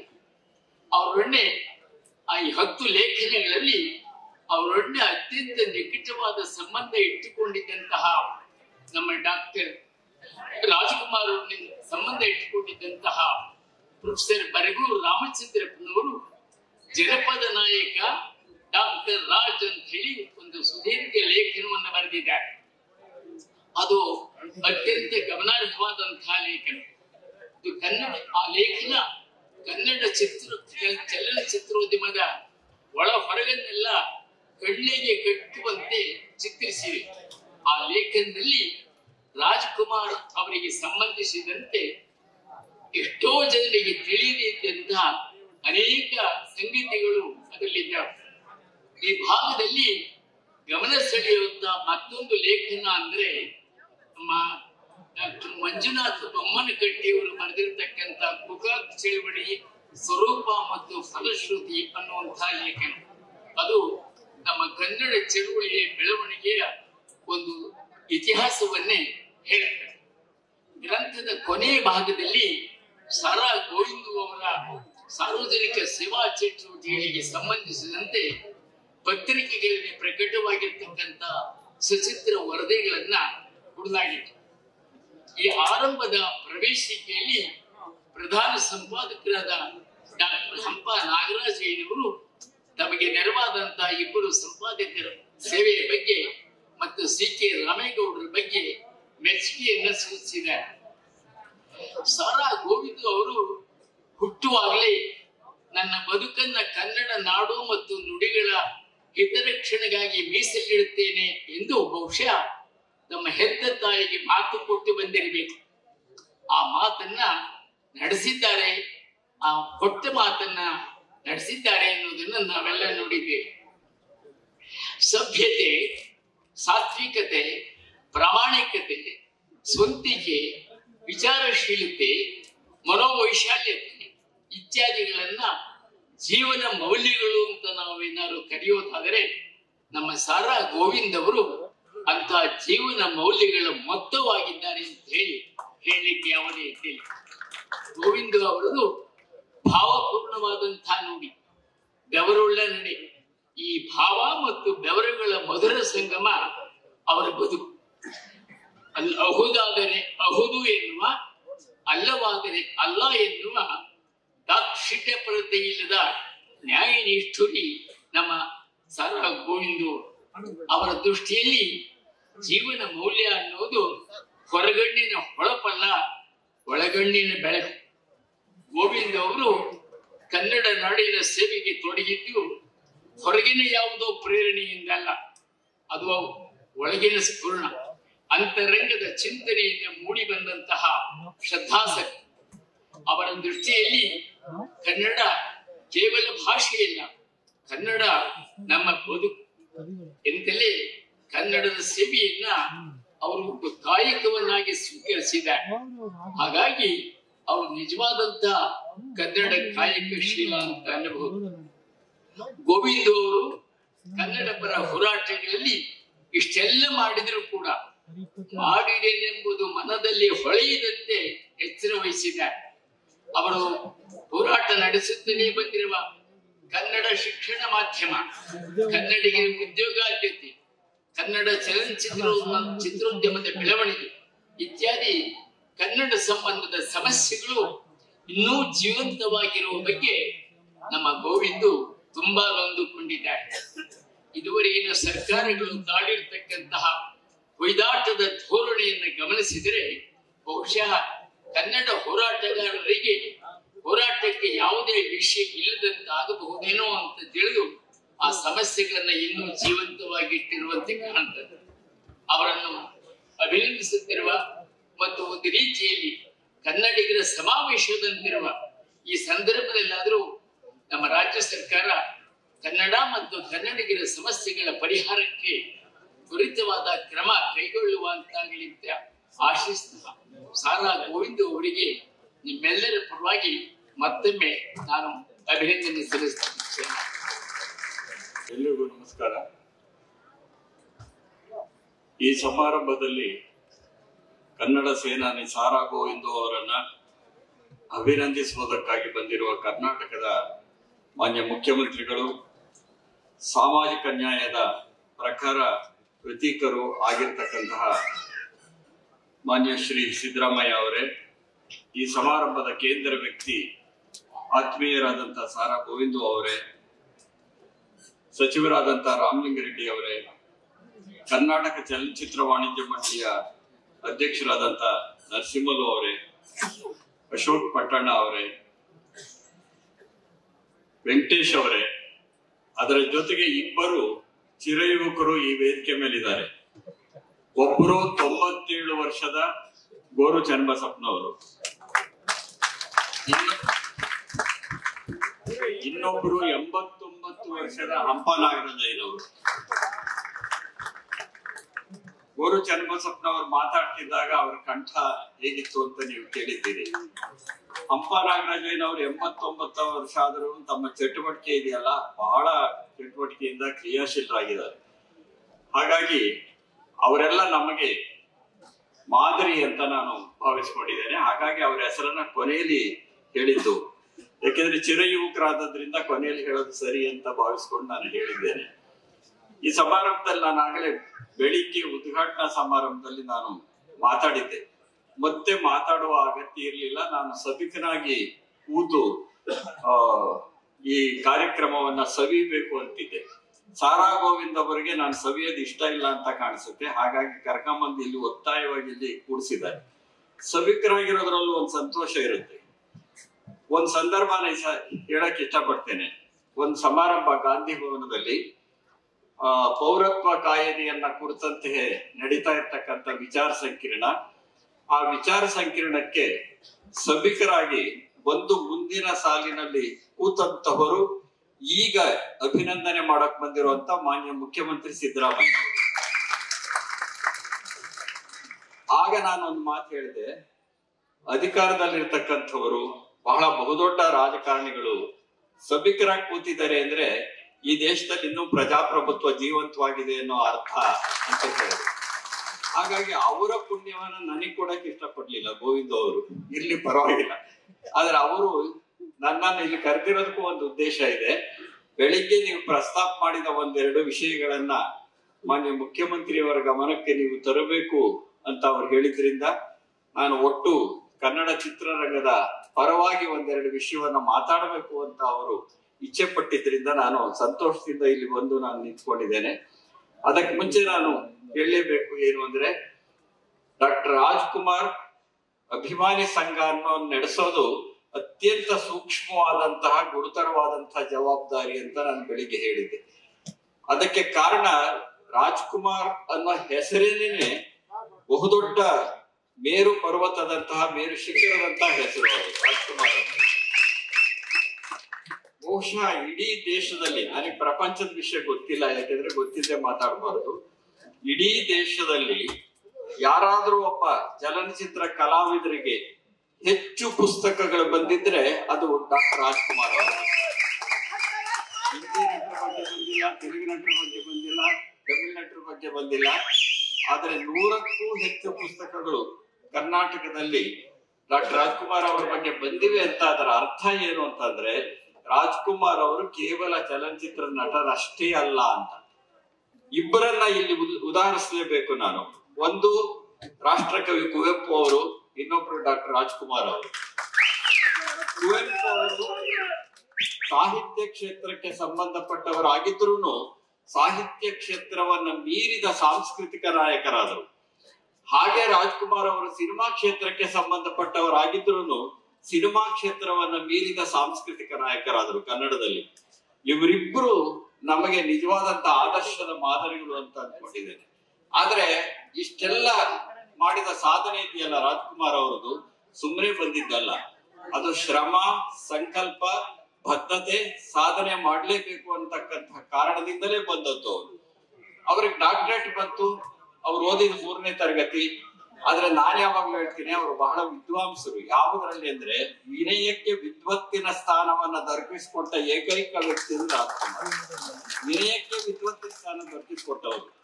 ಆದ್ರೆ ಸಾಧನೆ ಇದೆಯಲ್ಲ, ನಾನು ಯಾವಾಗ್ಲೂ ಹೇಳೋ ಒಂದ್ ಮಾತಿದೆ, 3ನೇ ತರಗತಿ ಓದಿದವರೆಲ್ಲ ರಾಜ್ಕುಮಾರ್ ಆಗಲ್ಲ, ಬಸ್ ಕಂಡಕ್ಟರ್ಗಳೆಲ್ಲ ರಜನಿಕಾಂತ್ ಆಗಲ್ಲ ಅಂತ. ಸೊ ಅಂಥದೊಂದು ದೊಡ್ಡ ಸಾಧನೆಯನ್ನ ಮಾಡಿದಂತಹ ವ್ಯಕ್ತಿಯ ಹೆಸರಿನಲ್ಲಿರುವ ಅಭಿಮಾನಿ ಸಂಘವನ್ನ ಅತ್ಯಂತ ಸಮರ್ಥವಾಗಿ ಕನ್ನಡ ಪರ ಹೋರಾಟದ ಒಂದು ಮಜಲನ್ನಾಗಿ ರೂಪಾಂತರಿಸಿದಂತವರು ಸಾರಾ ಗೋವಿಂದ್ ಅವರು. ಏಕೆಂದ್ರೆ ಅಭಿಮಾನಿ ಸಂಘಗಳು ಸಾಮಾನ್ಯವಾಗಿ ಮಾಡೋ ಕೆಲಸ ಏನಂದ್ರೆ ಸ್ಟಾರ್ ಕಟ್ಟೋದು, ಕಟೌಟ್ಗಳು ಹಾಕೋದು, ಘೋಷಣೆ ಕೂಗೋದು, ಹಾರ ಹಾಕೋದು, ಹಾಲ್ ಸುರಿಯೋದು ಇತ್ಯಾದಿವನ್ನೆಲ್ಲ ಮಾಡ್ತಿರ್ತಾರೆ. ಆದ್ರೆ ಒಂದು ಅಭಿಮಾನಿ ಸಂಘ ಕರ್ನಾಟಕದಲ್ಲಿ ಕನ್ನಡ ಪರವಾಗಿರ್ತಕ್ಕಂಥ ಹೋರಾಟಗಳ ಮುಂಚೂಣಿಯಲ್ಲಿರೋದು ಇದೆಯಲ್ಲ, ಅದು ಬಹಳ ವಿಶೇಷವಾದ್ದು. ಇನ್ನೊಂದು ಮಾತನ್ನು ಹೇಳ್ಬೇಕು, ರಾಜ್ಕುಮಾರ್ ಅವರು ಅವರನ್ನ ವೀರಪ್ಪನ್ ಅವರ ಅಪಹರಿಸಿದ ಸಂದರ್ಭದಲ್ಲಿ ರಾಜ್ಕುಮಾರ್ ಅಭಿಮಾನಿ ಸಂಘ ಸ್ವಲ್ಪ ಏನಾದ್ರೂ ಕರೆ ಕೊಟ್ಟಿದ್ರೆ ಕರ್ನಾಟಕದ ಪರಿಸ್ಥಿತಿ ಬೇರೆ ರೀತಿ ಆಗ್ತಾ ಇತ್ತು. ಆದ್ರೆ ರಾಜ್ಕುಮಾರ್ ಅಭಿಮಾನಿ ಸಂಘದ ನೇತಾರರಾಗಿರುವಂತ ಸಾರಾ ಗೋವಿಂದ್ ಅವರು ಮತ್ತು ಅವರ ಬಳಗದವರು ವೀರಪ್ಪನ್ ರಾಜ್ಕುಮಾರ್ ಅವರನ್ನ ಅಪಹರಣ ಮಾಡಿದ ಸಂದರ್ಭದಲ್ಲಿ ಸ್ವಲ್ಪ ಮಾತ್ರವೂ ಶಾಂತಿ ಭಂಗವಾಗದಂತೆ ನೋಡಿಕೊಂಡ್ರಲ್ಲ, ಇದು ರಾಜ್ಕುಮಾರ್ ಸಲ್ಲಿಸಿದ ಗೌರವ. ಇದು ನಿಜವಾಗಿ ಕನ್ನಡಕ್ಕೆ ಸಲ್ಲಿಸಿದ ಗೌರವ. ಯಾಕೆಂದ್ರೆ ನಾವು ಯಾವತ್ತೂ ಕುವೆಂಪು ಅವರ ಮಾತನ್ನ ಹೇಳ್ತೇವೆ, ಸರ್ವ ಜನಾಂಗದ ಶಾಂತಿಯ ತೋಟ ಅಂತ. ಆ ಸರ್ವ ಜನಾಂಗದ ಶಾಂತಿಯ ತೋಟಕ್ಕೆ ಅನುಗುಣವಾಗಿ ನಡ್ಕೊಳ್ಳೋದು ಬಹಳ ಕಷ್ಟಕರವಾದ ಸಂಗತಿ. ಅಂಥದ್ದೊಂದು ದಾರಿಯಲ್ಲಿ ಇವರೆಲ್ಲ ನಡೆದು ಬಂದಿದ್ದಾರೆ. ಹಾಗಾಗಿ ವಿಶೇಷವಾಗಿ ನಾನು ಸಾರಾ ಗೋವಿಂದ್ ಅವರನ್ನ ಈ ಸಂದರ್ಭದಲ್ಲಿ ಮತ್ತು ಅವ್ರ ಬಳಗವನ್ನ ಅಭಿನಂದಿಸ್ತೇನೆ. ಇನ್ನು ಹೆಚ್ಚೊತ್ತು ಮಾತಾಡದೆ ಮುಖ್ಯಮಂತ್ರಿಗಳಿಗೆ ಹೇಳಿದೆ 5 ನಿಮಿಷದಲ್ಲಿ ಮುಗಿಸ್ತೀನಿ ಅಂತ. ಬಹುಶಃ ಆಗ್ಲೇ 4 ನಿಮಿಷ ಆಯ್ತು ಅಂತ ಕಾಣಿಸುತ್ತೆ. ನಾವು ಹೆಚ್ಚಾದ್ರೂ ಮೇಷ್ಟ್ರುಗಳು. ನಾವು ನಿಮಿಷ ಅಂದ್ರೆ 59 ನಿಮಿಷದವರೆಗೂ ಇರುತ್ತೆ, 64 ಗಂಟೆ ಅನ್ನೋದು. ಆದ್ರೆ ಇನ್ನೊಂದ್ 2-3 ನಿಮಿಷದಲ್ಲಿ ನಾನು ಮಾತನ್ನ ಮುಗಿಸ್ತೇನೆ. ಬೆಳಿಗ್ಗೆ ನಾನು ಪ್ರಸ್ತಾಪ ಮಾಡಿದೆ, ಕನ್ನಡ ಚಿತ್ರರಂಗಕ್ಕೆ ಅನೇಕ ಸಮಸ್ಯೆಗಳಿವೆ, ಸಂಕಷ್ಟಗಳಿವೆ ಕನ್ನಡ ಚಿತ್ರರಂಗಕ್ಕೆ. ಆ ಸಂಕಷ್ಟಗಳ ಪರಿಹಾರವನ್ನ ಮಾಡುವ ಶಕ್ತಿ ಇದೆಯಲ್ಲ, ಅದು ಸನ್ಮಾನ್ಯ ಸಿದ್ದರಾಮಯ್ಯನವರಿಗಿದೆ ಅಂತ ನಾನು ನಂಬ್ಕೊಂಡಿದ್ದೇನೆ. ಅದಕ್ಕೆ ಕಾರಣ ಅವರು ಮುಖ್ಯಮಂತ್ರಿ ಆಗಿರೋದು ಒಂದು ಕಾರಣ, ಯಾಕೆಂದ್ರೆ ಅಧಿಕಾರದ ಶಕ್ತಿ ಇದೆ. ಅದು ಸಿಂಹಾಸನಕ್ಕೆ ಸಂಬಂಧಪಟ್ಟದ್ದು, ಕುರ್ಚಿಗೆ ಸಂಬಂಧಪಟ್ಟದ್ದು, ಅದು ಅಧಿಕಾರಕ್ಕೆ ಸಂಬಂಧಪಟ್ಟದ್ದು. ಆದ್ರೆ ಅದರ ಒಳಗಡೆ ಒಬ್ಬ ಕನ್ನಡಿಗ ಬದುಕಿದ್ದಾನೆ, ಅವ್ರ ಒಳಗಡೆ ಆ ಕನ್ನಡತನ ಬದುಕಿದೆ. ಆ ಕನ್ನಡತನ ಅವ್ರ ಒಳಗಡೆ ಇರೋದ್ರಿಂದ ಕನ್ನಡಕ್ಕೆ ಬಂದಂತಹ ಯಾವುದೇ ಸಮಸ್ಯೆಯನ್ನ ಪರಿಹರಿಸ್ತಕ್ಕಂತ ಧೀಶಕ್ತಿ, ಇಚ್ಛಾಶಕ್ತಿ ಮಾನ್ಯ ಶ್ರೀ ಸಿದ್ದರಾಮಯ್ಯನವ್ರಿಗೆ ಇರೋದ್ರಿಂದ ಅವರೆದುರಿಗೆ ಹೇಳಿದೆ ನಾವು ಇನ್ಯಾರೆದುರಿಗೆ ಹೇಳ್ಕೋಬೇಕು ನಮ್ಮ ಸಮಸ್ಯೆಗಳಲ್ಲಿ. ಆದ್ರೆ ಕನ್ನಡ ಇದೆಯಲ್ಲ, ಸಾಹಿತ್ಯ ಇರ್ಬೋದು, ಕಲೆ ಇರ್ಬೋದು, ಸಿನಿಮಾ ಇರ್ಬೋದು, ಸಂಸ್ಕೃತಿ ಇರ್ಬೋದು, ಶತಶತಮಾನಗಳಿಂದ ಅನೇಕ ಸವಾಲುಗಳನ್ನು ಎದುರಿಸಿಕೊಂಡು ಬಂದಿದೆ. ಆದ್ರೆ ಕನ್ನಡ ಯಾವತ್ತೂ ಸತ್ತಿಲ್ಲ, ಸಾಯೋದಿಲ್ಲ. ಕನ್ನಡಕ್ಕೆ ಸವಾಲುಗಳಿವೆ, ಆದ್ರೆ ಸಾವಿಲ್ಲ. ಯಾಕೆ ಅಂದ್ರೆ ಆಳಲು ಬಂದವರನ್ನ ಅರಗಿಸಿಕೊಳ್ಳುವ ಶಕ್ತಿ ಕನ್ನಡಕ್ಕಿದೆ ಯಾವತ್ತು. ಇಂಗ್ಲಿಷ್ ಅನ್ನು ಅರಗಿಸ್ಕೊಳ್ತು, ಹಿಂದಿಯನ್ನು ಅರಗಿಸ್ಕೊಳ್ತು, ಸಂಸ್ಕೃತವನ್ನ ಅರಗಿಸ್ಕೊಳ್ತು. ಹಾಗೇನೆ ಕನ್ನಡ ಚಿತ್ರರಂಗ ಈಗಿರುವ ಸಮಸ್ಯೆಗಳನ್ನು ಅರಗಿಸಿಕೊಂಡು ನಿಜವಾಗೂ ಎತ್ತರಕ್ಕೆ ಬೆಳೆಯುತ್ತೆ ಮತ್ತು ಬೆಳೀತಾ ಇದೆ ಅಂತ ಈ ಸಂದರ್ಭದಲ್ಲಿ ಹೇಳ್ತಾ, ಪರಭಾಷಾ ಚಿತ್ರಗಳು ಬಂದ ಸಂದರ್ಭದಲ್ಲಿ ಕರ್ನಾಟಕದಲ್ಲಿ ಏನಾಗ್ತಿದೆ ಅನ್ನೋದನ್ನ ಮಾನ್ಯ ಮುಖ್ಯಮಂತ್ರಿ ಅವರ ಗಮನಕ್ಕೆ ತರೋದಕ್ಕೆ ಇಷ್ಟಪಡ್ತೇನೆ ನಾನು. ಅನೇಕ ಸಿನಿಮಾ, ಯಾವುದೇ ಭಾಷೆ ಚಿತ್ರ ಬಂದಾಗ ಜನ ನೋಡೋದಕ್ಕೆ ಸ್ವತಂತ್ರರು, ಅವರು ನೋಡ್ತಾರೆ ಸರಿ, ಆದ್ರೆ ನೋಡೋದಕ್ಕೂ ಒಂದು ಕ್ರಮ ಇರ್ಬೇಕಲ್ಲ. ಮಧ್ಯರಾತ್ರಿಯಲ್ಲಿ ಪ್ರದರ್ಶನಗಳನ್ನು ಮಾಡ್ತಾರೆ, ಬೆಳಗಿನ ಜಾವದಲ್ಲಿ ಪ್ರದರ್ಶನ ಮಾಡ್ತಾರೆ. ದಿನಕ್ಕಿಷ್ಟೇ ಪ್ರದರ್ಶನ ಮಾಡಬೇಕು ಅಂತ ನಿಯಮ ಇದ್ರು ಆ ನಿಯಮವನ್ನ ಬಹಳ ಸಲೀಸಾಗಿ ಉಲ್ಲಂಘಿಸ್ತಾ ಹೋಗ್ತಾರೆ. ಇಂಥದ್ರ ಬಗ್ಗೆ ಕ್ರಮ ತಗೋಬೇಕಾಗಿದೆ ನಾವು. ಒಂದು. ಎರಡನೇದು, ಪ್ರವೇಶ ದರ ಇದೆಯಲ್ಲ, ಅದಕ್ಕೆ ಯಾವುದೇ ನಿಯಂತ್ರಣ ಇಲ್ಲ. 1000 ರೂಪಾಯಿ, 1500 ರೂಪಾಯಿ ಹೀಗೆಲ್ಲ ಅದಕ್ಕೆ ನಿಗದಿ ಮಾಡಿ 3-4 ದಿವಸದಲ್ಲೇ ಕೋಟ್ಯಾಂತರ ರೂಪಾಯಿಗಳನ್ನು ದುಡಿಯುವ ಪರಭಾಷಾ ಚಿತ್ರಗಳ ಎದುರುಗಡೆ ಕನ್ನಡ ಚಿತ್ರಗಳಿಗೆ ಪ್ರೇಕ್ಷಕರು ಹೋಗದೆ ಕಡಿಮೆ ಆಗ್ತಾ ಇರುವಂತ ಸನ್ನಿವೇಶವನ್ನ ಸೃಷ್ಟಿ ಮಾಡಲಾಗ್ತಿದೆ. ಆದ್ರಿಂದ ಸರ್ಕಾರ, ಮಾನ್ಯ ಮುಖ್ಯಮಂತ್ರಿಗಳಲ್ಲಿ ಮನವಿ ಮಾಡ್ಕೊಳಕ್ ಇಷ್ಟಪಡ್ತೇನೆ, ಈ ಪ್ರವೇಶ ದರವನ್ನ ನಿಯಂತ್ರಿಸುವುದಕ್ಕೆ ಬೇಕಾಗಿರ್ತಕ್ಕಂತಹ ನಿಯಮಾವಳಿಗಳನ್ನ ರೂಪಿಸ್ಬೇಕು ಮತ್ತು ಕಟ್ಟುನಿಟ್ಟಾಗಿ ಮಾಡಬೇಕು. ಇಂಥದೊಂದು ಪ್ರಯತ್ನ ಹಿಂದೆ ನಡೀತು. ಜಯಮಾಲಾ ಅವರು, ಸಾರಾ ಗೋವಿಂದ್ ಅವರು, ಚಲನಚಿತ್ರ ಕ್ಷೇತ್ರಕ್ಕೆ ಸಂಬಂಧಪಟ್ಟಂತ ಅನೇಕರು ಇಲ್ಲಿ ಕೂತಿದ್ದಾರೆ. ಇವರೆಲ್ಲ ಸೇರಿ ಅವರ ನೇತೃತ್ವದಲ್ಲಿ ಒಂದು ಪ್ರಯತ್ನ ನಡೆದಾಗ ಸರ್ಕಾರ ಆದೇಶ ಮಾಡಿತು. ಆದ್ರೆ ಆದೇಶ ವಾರ್ತಾ ಇಲಾಖೆ ಮುಖಾಂತರ ಬರದೆ ಕನ್ನಡ ಮತ್ತು ಸಂಸ್ಕೃತಿ ಇಲಾಖೆಯ ಮುಖಾಂತರ ಬಂದದ್ರಿಂದ ಕೆಲವರು ಅದನ್ನ ನ್ಯಾಯಾಲಯಕ್ಕೆ ತಗೊಂಡು ಹೋದ್ರು. ಹಾಗಾಗಿ ಅದಕ್ಕೆ ತಡೆ ಬಂದಿದೆ. ಆದ್ರೆ ಅದಕ್ಕೆ ಬಂದಿರೋದ್ರ ಉದ್ದೇಶ ಏನಂದ್ರೆ, ಇದು ವಾರ್ತಾ ಇಲಾಖೆಗೆ ಸಂಬಂಧಪಟ್ಟದ್ದು, ಸಂಸ್ಕೃತಿ ಇಲಾಖೆಗೆ ಸಂಬಂಧಪಟ್ಟಿದ್ದಲ್ಲ ಅಂತ. ಹಾಗಾಗಿ ಇವತ್ತು ವಾರ್ತಾ ಇಲಾಖೆಯ ಮುಖಾಂತರವಾಗಿ ಆ ಇಲಾಖೆ ಸಹ ಮುಖ್ಯಮಂತ್ರಿಗಳ ಕೈಯಲ್ಲಿದೆ. ಈ ಪ್ರವೇಶ ದರಕ್ಕೆ ನಿಯಂತ್ರಣ ತರತಕ್ಕಂಥದ್ದು, ಕನ್ನಡ ಚಿತ್ರಗಳಿಗೆ ಸರಿಯಾದ ಸಮಯದಲ್ಲಿ ಪ್ರೇಕ್ಷಕರು ಬರುವಂತ ಸಂದರ್ಭದಲ್ಲಿ ಮಲ್ಟಿಪ್ಲೆಕ್ಸ್ ಗಳಿಗೆ ಅವಕಾಶವನ್ನ ದೊರಕಿಸಿಕೊಡುವಂಥದ್ದು, ಈ ಕೆಲಸವನ್ನ ಮಾಡಬೇಕು. ಆ ಮಾಡೋದಕ್ಕೆ ಬೇಕಾಗಿರ್ತಕ್ಕಂಥ ಕಾನೂನಾತ್ಮಕವಾದ ನಿಯಮಾವಳಿಗಳನ್ನ ಕಾನೂನು ಇಲಾಖೆಯ ಮುಖಾಂತರವಾಗಿ ರೂಪಿಸಬೇಕು ಅಂತ ಕನ್ನಡ ಚಿತ್ರರಂಗದ ಪರವಾಗಿ ಬಹಳ ವಿನಯದಿಂದ ನಾನು ಮುಖ್ಯಮಂತ್ರಿಯವರನ್ನ ಕೇಳ್ಕೊಳಕ್ಕೆ ಇಷ್ಟಪಡ್ತೇನೆ. ಎರಡನೇದ ಅಂಶ, ಇದು ಉದ್ಯಮ. ನಾನು ಬೆಳಿಗ್ಗೆನೂ ಹೇಳಿದೆ, ಈಗಲೂ ಹೇಳ್ತೀನಿ, ಸುಮಾರು 35 ವರ್ಷಗಳ ಹಿಂದೆ ನಾವೆಲ್ಲ ಕಲಾತ್ಮಕ ಚಿತ್ರಗಳು, ವ್ಯಾಪಾರಿ ಚಿತ್ರ ಅಂತ ಕರೆಯುವಾಗ ನಾನು ಯಾರನ್ನು ವ್ಯಾಪಾರಿ ಚಿತ್ರ ಅಂತ ಕರೆಯೋದೇ ಇಲ್ಲ, ಮುಖ್ಯವಾಹಿನಿಯ ಚಿತ್ರ ಅಂತ ಕರಿತೇನೆ.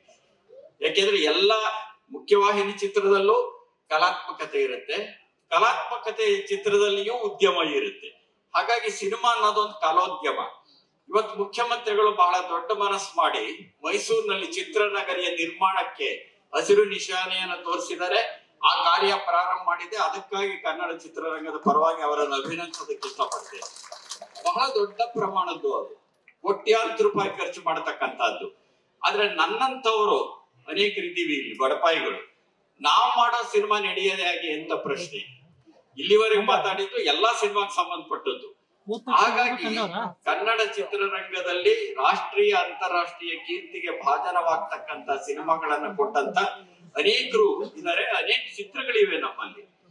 ಅವುಗಳಿಗೆ ಸರಿಯಾದ ಥಿಯೇಟರ್ ಸಿಕ್ಕದಿಲ್ಲ, ಪ್ರೇಕ್ಷಕರು ಬರೋದಿಲ್ಲ. ಇಂಥ ಸಂದರ್ಭದಲ್ಲಿ ಅದು ಮುಖ್ಯವಾಹಿನಿ ಚಿತ್ರ ಆಗಲಿ, ಕಲಾತ್ಮಕ ಚಿತ್ರ ಆಗಲಿ, ಯಾವುದೇ ಆಗಲಿ, ಅವುಗಳು ಸರಿಯಾಗಿ ನಡೆಯೋದಕ್ಕೆ ಬೇಕಾಗಿರ್ತಕ್ಕಂಥ ಕಡೆ ಪಕ್ಷ ಜಿಲ್ಲೆಗೆ ಒಂದರಂತೆ ಮಿನಿ ಚಿತ್ರಮಂದಿರಗಳನ್ನ ನಿರ್ಮಾಣ ಮಾಡಬೇಕು ಅಂತ ನಾನು ಮನವಿ ಮಾಡ್ಕೊಳ್ತೇನೆ. ಆ ಮಿನಿ ಚಿತ್ರಮಂದಿರ ನಿರ್ಮಾಣ ಮಾಡೋದಕ್ಕೆ ರಂಗಮಂದಿರಗಳಿದೆಯಲ್ಲ, ಅದ್ರ ಆವರಣಗಳಲ್ಲಿ ಸಾಕಷ್ಟು ಜಾಗಗಳಿವೆ. ಬಸ್ ಸ್ಟ್ಯಾಂಡ್ ಇದ್ರೆ ಬಸ್ ಸ್ಟ್ಯಾಂಡ್ ಮಾಡಿ ಮೇಲ್ ಕಟ್ಟೋದಕ್ಕೆ ಅವಕಾಶಗಳಿವೆ. ಅದನ್ನ ಚರ್ಚೆ ಮಾಡಬೇಕಾಗಿದೆ. ಮಿನಿ ಚಿತ್ರಮಂದಿರ ಬಂದ್ರೆ ಅಲ್ಲಿ ಉದ್ಯಮಕ್ಕೂ ಅನುಕೂಲ ಆಗುತ್ತೆ, ಅಥವಾ ಬೇರೆ ಬೇರೆ ಪ್ರಯೋಗಾತ್ಮಕ ಚಿತ್ರಗಳಿಗೂ ಅನುಕೂಲವಾಗುತ್ತೆ. ಒಟ್ಟಾರೆ ಜನ ಬಂದು ಕನ್ನಡ ಸಿನಿಮಾವನ್ನು ನೋಡತಕ್ಕಂತ ಒಂದು ವಾತಾವರಣ ಉಂಟಾಗುತ್ತೆ.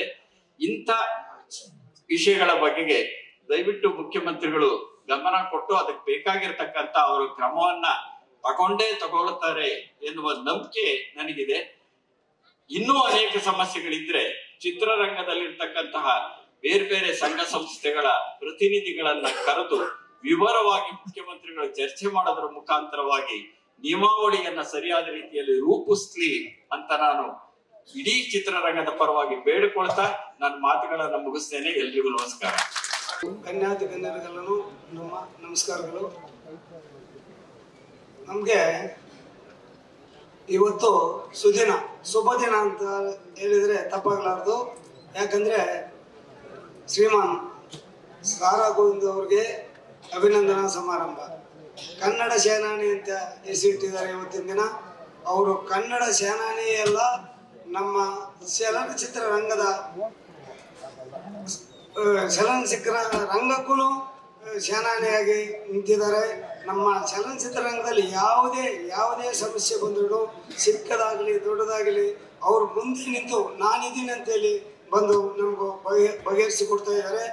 ಇಷ್ಟುವರೆಗೂ ಯಾವುದೇ ಒಂದು ಚಲನಚಿತ್ರ ರಂಗದಲ್ಲಿ ಅಭಿವೃದ್ಧಿ ಕಾರ್ಯಕ್ರಮ ಆಗಲಿ ಇನ್ನೊಂದಾಗಲಿ ಯಾವುದೇ ಬಂದಾಗ ಅದು ನಾನು ಮುಂದೆ ಇದ್ದೀನಿ ಅಂತೇಳಿ ನಮಗೆ ಧೈರ್ಯ ತುಂಬಿ ನಮ್ಮ ಜೊತೆಗೆ ಇರ್ತಾರೆ ಅಂತೇಳಿ ಅವ್ರಿಗೆ ಕನ್ನಡ ಜನತೆ ಪರವಾಗಿ, ಕನ್ನಡ ನಮ್ಮ ಚಲನಚಿತ್ರ ವಾಣಿಜ್ಯ ಭವನದಲ್ಲಿ ಪರವಾಗಿ ನಮ್ಮಲ್ಲಿ ಮಾನ್ಯ ಮುಖ್ಯಮಂತ್ರಿಗಳು ಉಪಸ್ಥಿತರಿದ್ದಾರೆ.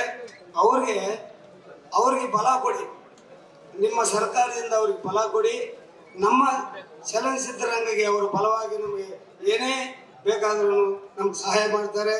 ಅವರು ನಮ್ಮದು ಇವತ್ತು ಸಿನಿಕ್ಸ್ತಾ ಇದೆ, ಚಲನಚಿತ್ರರಂಗ ದಿನ ದಿನಕ್ಕೂ ಕುಸಿತಾ ಇದೆ. ಒಂದು ಕಾಲದಲ್ಲಿ 1600 ಚಿತ್ರಮಂದಿರಗಳಿತ್ತು, ಇವಾಗ 600 ಚಿತ್ರಮಂದಿರಗಳು ಆಗಿದ್ದಾವೆ. ಅದರಿಂದ ನಮ್ಮ ಮುಖ್ಯಮಂತ್ರಿಗಳಿಂದ ಬೇಡ್ಕೊಳ್ಳೋದೇನೆಂದರೆ ನಮ್ಮ ಗೋವಿಂದಣ್ಣವ್ರಿಗೆ ಒಂದು ಬಲ ಕೊಡಿ. ಅವರು ನಮಗೆ ನಮ್ಮ ಚಿತ್ರರಂಗದಿಂದ ಮೇಲೆ ಇರ್ತಾರೆ ಅಂತೇಳಿ ಸವಿನಯ ಪ್ರಾರ್ಥನೆ ಮಾಡ್ತಾ ನಮಸ್ಕಾರಗಳು.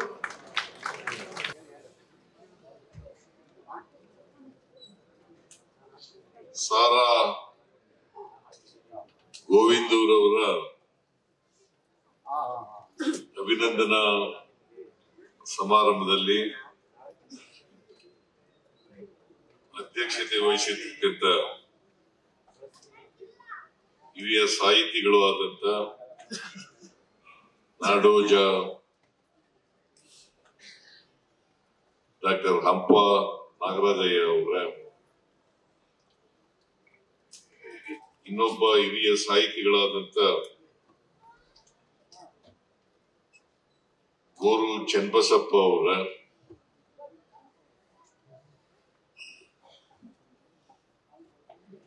ಇನ್ನೊಬ್ಬರು ಆತ್ಮೀಯ ಸಾಹಿತಿಗಳಾದಂತ ಡಾಕ್ಟರ್ ಬರ್ಗೂರ್ ರಾಮಚಂದ್ರಪ್ಪ ಅವರ,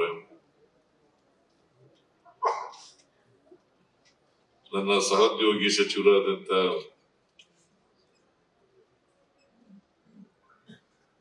ಸಾರಿಗೆ ಸಚಿವರು ಆದಂತ ಶ್ರೀ ರಾಮಲಿಂಗ ರೆಡ್ಡಿ ಅವರೇ, ಸರ್ಕಾರದ ಮುಖ್ಯ ಸಚೇತಕರಾದಂತ ಶ್ರೀ ಅಶೋಕ್ ಪಟ್ಟಣ್ ಅವರ ಚಲನಚಿತ್ರ ವಾಣಿಜ್ಯ ಮಂಡಳಿಯ ಅಧ್ಯಕ್ಷರಾದಂತ ಶ್ರೀ ನರಸಿಂಹಲು ಅವರ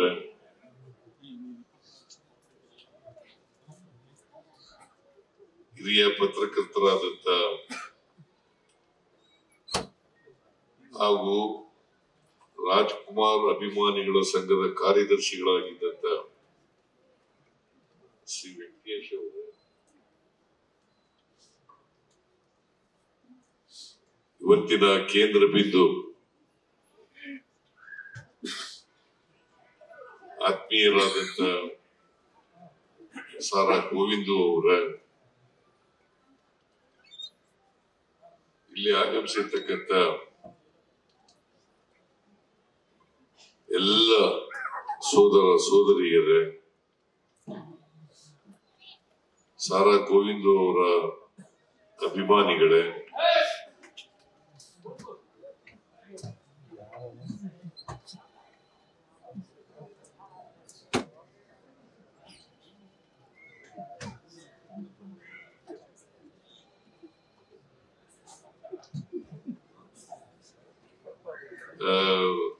ಕನ್ನಡ ಚಲನಚಿತ್ರ ವಾಣಿಜ್ಯ ಮಂಡಳಿಯ ಎಲ್ಲ ಪದಾಧಿಕಾರಿಗಳೇ,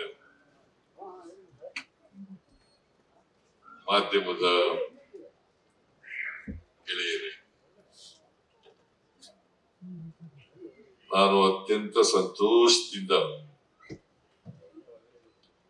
ಸಾರಾ ಗೋವಿಂದ ಅವರ ಈ ಅಭಿನಂದನಾ ಸಮಾರಂಭದಲ್ಲಿ ಭಾಗವಹಿಸಿದ್ದೇನೆ.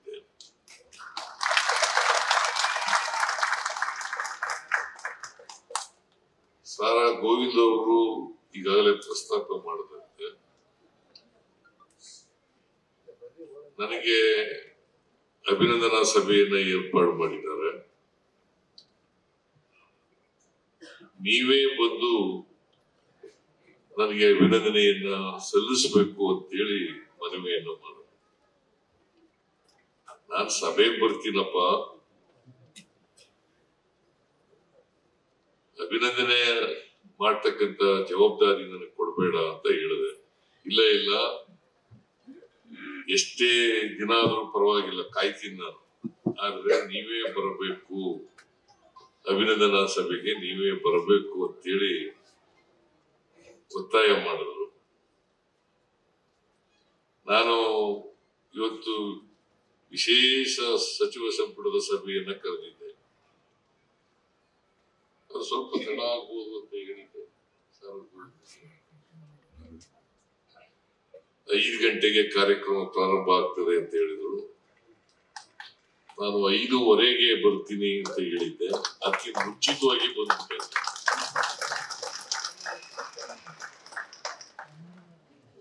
ಸಾರಾ ಗೋವಿಂದು ಅವರ ನನ್ನ ಒಡನಾಟ ಸುಮಾರು 4 ದಶಕಗಳು.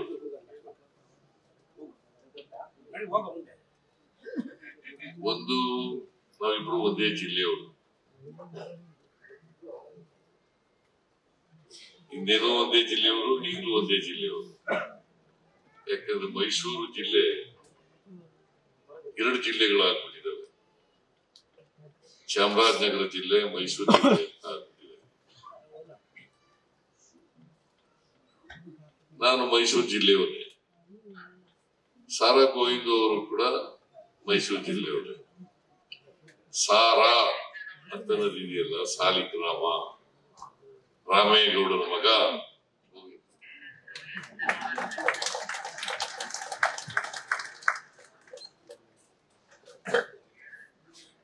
ಸಾ ಅಂತಂದ್ರೆ ಸಾಲಿಗ್ರಾಮ, ರಾ ಅಂತಂದ್ರೆ ರಾಮೇಗೌಡ, ಅದು ಸಾರಾ ಗೋವಿಂದು ಅಂತ ಆಗಿದೆ. ಡಾಕ್ಟರ್ ರಾಜ್ಕುಮಾರ್ ಅವರ ಮಾವನ ಊರು ಕೂಡ ಅದೇನೆ.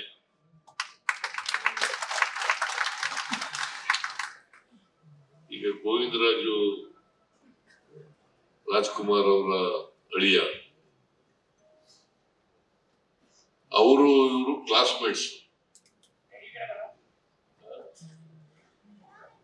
ನಾನು ಅವ್ರಿಗೆ ಗೌರವ ಕೊಡೋದಕ್ಕಿಂತ ಮುಂಚಿತವಾಗಿ ಅವ್ರು ಬಂದಿದ್ದಾರೋ ಇಲ್ಲೋ ಗೊತ್ತಿದ್ದಿಲ್ಲ ನನಗೆ. ಕೊಡೋದಕ್ಕಿಂತ ಮುಂಚಿತವಾಗಿ ಮಾತಾಡ್ತಾ ಇದ್ರು. ನಾನು ಈ ಮಟ್ಟಿಗೆ ಬರಬೇಕಾದ್ರೆ ಗೋವಿಂದರಾಜು ಅವರು ಕಾರಣ, ನಾನು ಅವರು ಕ್ಲಾಸ್ಮೇಟ್ಗಳು ಅಂತಕ್ಕಂಥ ಮಾತುಗಳನ್ನ ಹೇಳ್ತಾರೆ.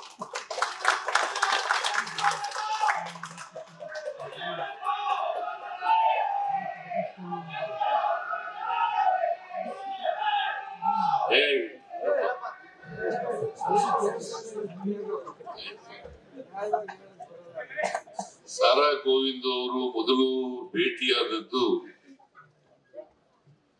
ನಾನು ಕನ್ನಡ ಕಾವಲು ಸಮಿತಿ ಅಧ್ಯಕ್ಷನಾಗಿದ್ದೆ. ಸಾರಾ ಗೋವಿಂದ್ ಮತ್ತು ವೆಂಕಟೇಶ್, ರಾಮಕೃಷ್ಣ ಹೆಗ್ಡೆ ಅವರು ಮುಖ್ಯಮಂತ್ರಿ. ಆಗ ಇವರು ರಾಜ್ಕುಮಾರ್ ಅಭಿಮಾನಿಗಳ ಸಂಘದ ಅಧ್ಯಕ್ಷ ಮತ್ತೆ ಕಾರ್ಯದರ್ಶಿ. ಸಾರಾ ಗೋವಿಂದ್ ಮತ್ತು ವೆಂಕಟೇಶ್ ಇಬ್ರು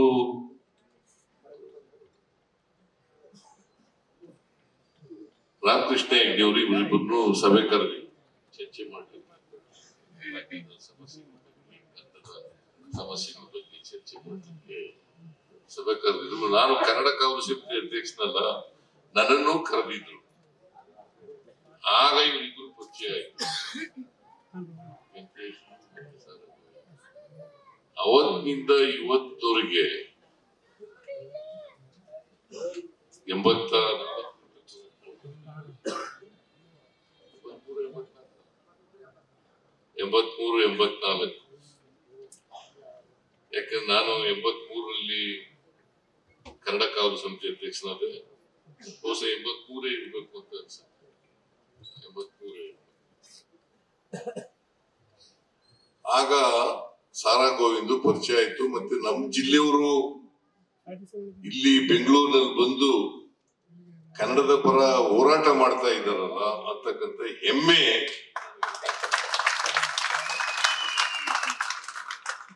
ಯಾಕಂದ್ರೆ ನನಗೆ ನಮ್ಮ ಭಾಷೆ ಬಗ್ಗೆ ಬಹಳ ಪ್ರೀತಿ ಅಭಿಮಾನ.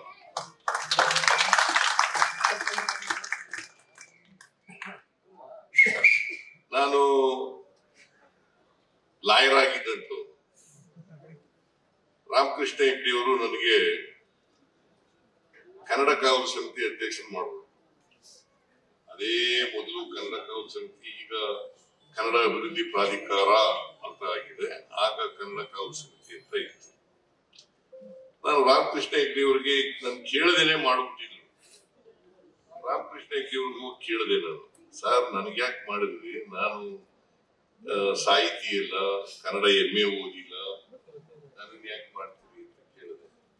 ಅವ್ರಿಲ್ಲ, ನಾನು ಗುರುತಿಸಿದ್ದೀನಿ, ನಿಮ್ಗೆ ಕನ್ನಡದ ಬಗ್ಗೆ ಅಭಿಮಾನ ಇದೆ, ಅದಕ್ಕೋಸ್ಕರ ನಿಮ್ಮನ್ನ ಕನ್ನಡ ಕಾವಲು ಸಮಿತಿ ಅಧ್ಯಕ್ಷ.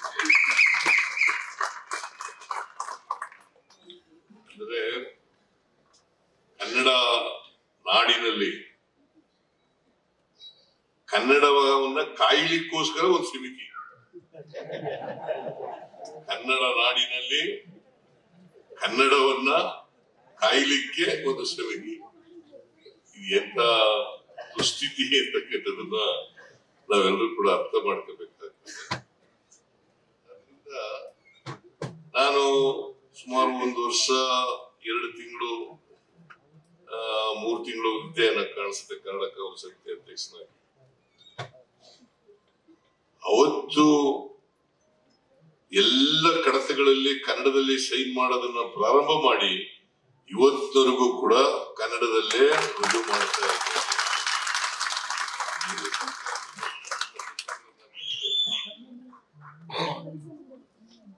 ರಾಜ್ಯ ಸರ್ಕಾರದ ಒಳಗಡೆ ಇರ್ತಕ್ಕಂಥ ನಮ್ಮ ಆಡಳಿತ ಭಾಷೆಯ ವ್ಯವಸ್ಥೆಯಲ್ಲಿ ಕನ್ನಡದಲ್ಲೇ ವ್ಯವಹರಿಸ್ತಕ್ಕಂಥದ್ದು, ಕನ್ನಡದಲ್ಲೇ ಮಾತಾಡ್ತಕ್ಕಂಥದ್ದು, ಕನ್ನಡದಲ್ಲೇ ಸೈನ್ ಮಾಡ್ತಕ್ಕಂಥದ್ದು ಕೂಡ ಇವತ್ತು ಕೂಡ ಮಾಡ್ತಾ ಇದ್ದೇನೆ.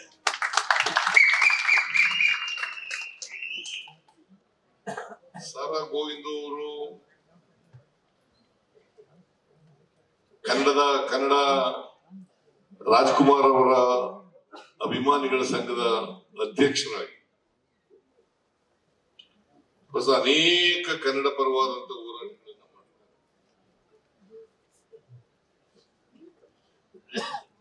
ಕನ್ನಡದ ಬಗ್ಗೆ ಅಭಿಮಾನ ಇದ್ದಾಗ ಮಾತ್ರ ಅದು ಸಾಧ್ಯ ಆಗ್ತದೆ, ಬದ್ಧತೆ ಇದ್ದಾಗ ಮಾತ್ರ ಸಾಧ್ಯ ಆಗ್ತದೆ.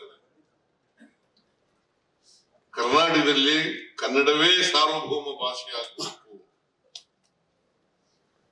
ಕನ್ನಡ ಚಲನಚಿತ್ರಗಳನ್ನ ಜನ ನೋಡಬೇಕು. ಕನ್ನಡ ಚಲನಚಿತ್ರಗಳು ಪ್ರವರ್ಧಮಾನಕ್ಕೆ ಬರಬೇಕು. ಬೇರೆ ಭಾಷೆಯನ್ನ ವಿರೋಧ ಮಾಡ್ತೀನಿ ಅಂತ ಅಲ್ಲ. ನಮಗೆ ಬೇರೆ ಭಾಷೆ ಬಗ್ಗೆ ಸಹಿಷ್ಣುತೆ ಇರಬೇಕು, ಆದ್ರೆ ನಮ್ಮ ಭಾಷೆ ಬಗ್ಗೆ ಅಭಿಮಾನ ಇರಬೇಕು. ಬೇರೆ ಧರ್ಮದ ಬಗ್ಗೆ ಹೇಗೆ ಸಹಿಷ್ಣುತೆ ಇರಬೇಕು ಅಂತ ನಮ್ಮ ಸಂವಿಧಾನದಲ್ಲಿ ನಾವು ಹೇಳ್ಕೊಂಡಿದ್ದೀವಿ, ಅದೇ ರೀತಿ ಬೇರೆ ದೇಶದ ಬೇರೆ ಭಾಷೆಗಳ ಬಗ್ಗೆ ಸಹಿಷ್ಣುತೆ ಇರಬೇಕು, ಆದ್ರೆ ನಮ್ಮ ಭಾಷೆ ಬಗ್ಗೆ ಅಭಿಮಾನ ಇರಬೇಕು. ನಾವು ನಮ್ಮ ಭಾಷೆ ಬಗ್ಗೆ ಉದಾರವಾದಿಗಳಾಗಬಾರದು. ಇವತ್ತು ಕನ್ನಡ ಭಾಷೆ ಯಾಕೆ ಬೇರೆ ಭಾಷೆಗಳ ರೀತಿ ಬೆಳಿಲಿಕ್ಕೆ ಸಾಧ್ಯ ಆಗಿಲ್ಲ ಅಂತಂದ್ರೆ, ನಾವು ಕನ್ನಡಿಗರು, ನಮ್ಮಲ್ಲಿ ಏನೋ ದೋಷ ಇದೆ ಅಂತಕ್ಕಂಥದನ್ನ ಅರ್ಥ ಮಾಡ್ಕೋಬೇಕು. ಅದಕ್ಕೋಸ್ಕರ ಪ್ರತಿಯೊಬ್ಬ ಕನ್ನಡಿಗರು ಕೂಡ ಆತ್ಮಾವಲೋಕನ ಮಾಡ್ಕೊಳ್ತಕ್ಕಂಥದ್ದು ಅತ್ಯಂತ ಅವಶ್ಯ.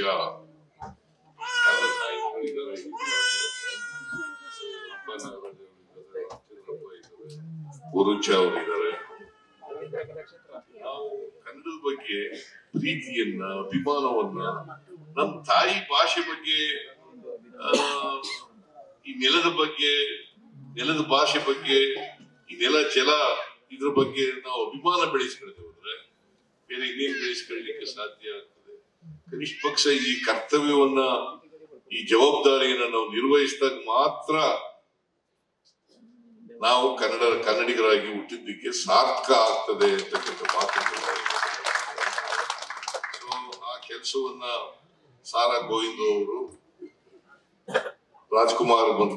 ರಾಜ್ಕುಮಾರ್ ಅವರ ಅಭಿಮಾನಿಗಳ ಸಂಘದ ಅಧ್ಯಕ್ಷರಾಗಿ ಬಹಳ ಪ್ರಾಮಾಣಿಕವಾಗಿ ಮಾಡಿದ್ದಾರೆ. ಅವತ್ತಿನಿಂದ ಇವತ್ತವರೆಗೂ ಕೂಡ ಸ್ನೇಹ ಇದೆ. ನಮ್ಮ ಜಿಲ್ಲೆಯವರು ಅಂತಲ್ಲ, ಅವರು ಕನ್ನಡದ ಅಭಿಮಾನಿ ಅನ್ನೋ ಕಾರಣಕ್ಕೋಸ್ಕರ, ಕನ್ನಡದ ಪರ ಹೋರಾಟ ಮಾಡ್ತಾ ಇದ್ದಾರೆ ಅನ್ನೋ ಕಾರಣಕ್ಕೋಸ್ಕರ ಅವರು ನನಗೆ ಸ್ನೇಹಿತರಾಗಿದ್ದಾರೆ. ನನ್ನ ಬಗ್ಗೆ ಯಾವಾಗಲೂ ಕೂಡ ಅಭಿಮಾನದ ಮಾತುಗಳನ್ನ ಆಡ್ತಾರೆ, ಪ್ರೀತಿಯನ್ನು ತೋರಿಸ್ತಾರೆ.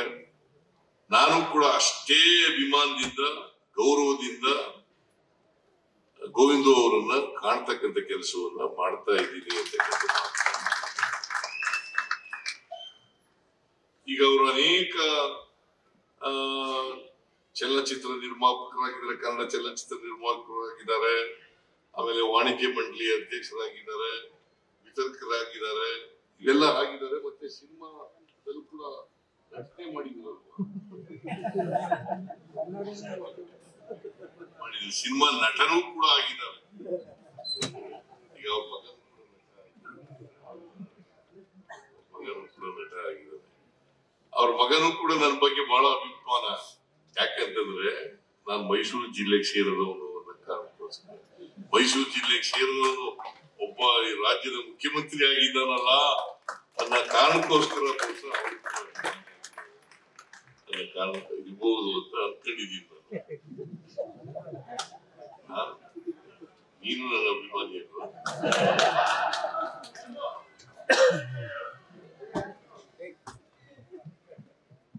ಸೊ ಹಾಗಾಗಿ ರಾಜ್ಕುಮಾರ್ ಅವರು ನಮ್ಮ ಜಿಲ್ಲೆಯವರೇ. ಆಗ ಚಾಮರಾಜನಗರ ಬೇರೆ ಜಿಲ್ಲೆ ಆಗಿರ್ಲಿಲ್ಲ, ಮೈಸೂರು ಜಿಲ್ಲೆ ಅಂತಲೇ ಇತ್ತು. ಚಾಮರಾಜನಗರ ಮೈಸೂರು ಜಿಲ್ಲೆಯಲ್ಲೇ ಇತ್ತು. ಈಗ ಚಾಮರಾಜನಗರ ಬೇರೆ ಆಗಿದೆ. ಆ ಚಾಮರಾಜನಗರದ ಜಿಲ್ಲೆಯವರೇ ಅವರು ಬಹುಶಃ ನಾನು ನೋಡಿದಂತ ನಟರಲ್ಲಿ ಅಷ್ಟೊಂದು ವಿನಯ ಇದ್ದಂತ ನಟ ಇನ್ನೊಬ್ಬರನ್ನು ನೋಡ್ಲಿಕ್ಕೆ ಅವರು ಬಹಳ ಎತ್ತರದ ನಟ ಆಗಿದ್ರು, ಬಹಳ ಎತ್ತರದ ನಟ ಆಗಿದ್ರು. ಆದ್ರೂ ಕೂಡ ವಿನಯ ಇದೆಯಲ್ಲ, ಆ ವಿನಯವಂತಿಗೆ ನನಗೆ ಯಾವಾಗ್ಲೂ ಕರೆಯರು ನಮ್ ಕಾಡ್ನವರು ಬನ್ನಿ ಬನ್ನಿ ಅಂತ. ರಾಜ್ಕುಮಾರ್ ಅವರು ನಮ್ ಕಾಡ್ನವರು ನಮ್ ಕಡೆ ನಮ್ ಜಿಲ್ಲೆಯಲ್ಲಿ ಚಾಮರಾಜನಗರ, ಮೈಸೂರು ಜಿಲ್ಲೆಯಲ್ಲಿ, ಮಂಡ್ಯದಲ್ಲಿ, ಹಾಸನದಲ್ಲಿ ಆ ಭಾಗದಿಂದ ಬಂದವ್ರನ್ನ ಸಾಮಾನ್ಯವಾಗಿ ನಮ್ ಜಿಲ್ಲೆಯವರು ಅಂತ ಅನ್ನೋದು, ನಮ್ ತಾಲೂಕಿನವರು ಅಂತ ಅನ್ನೋಲ್ಲ, ನಮ್ ಕಾಡ್ನವರು ಬನ್ನಿ ಅಂತ ಕರಿತೀವಿ ನಾವು. ಹಾಗೆ ರಾಜ್ಕುಮಾರ್ ಅವರು ನನ್ನನ್ನ ನಮ್ ಕಾಡ್ನವರು ಬರ್ರಿ ಬರ್ರಿ ಅಂತ ಕರೀತಾ ಇದ್ರು. ಸೊ ಅಂತ ಒಬ್ಬ ಮೇರು ನಟ, ಅವರ ಹೆಸರಿನಲ್ಲಿ ಅಭಿಮಾನಿಗಳ ಸಂಘದ ಅಧ್ಯಕ್ಷರಾಗಿ ಕೆಲಸ ಮಾಡಿರ್ತಕ್ಕಂಥವ್ರು.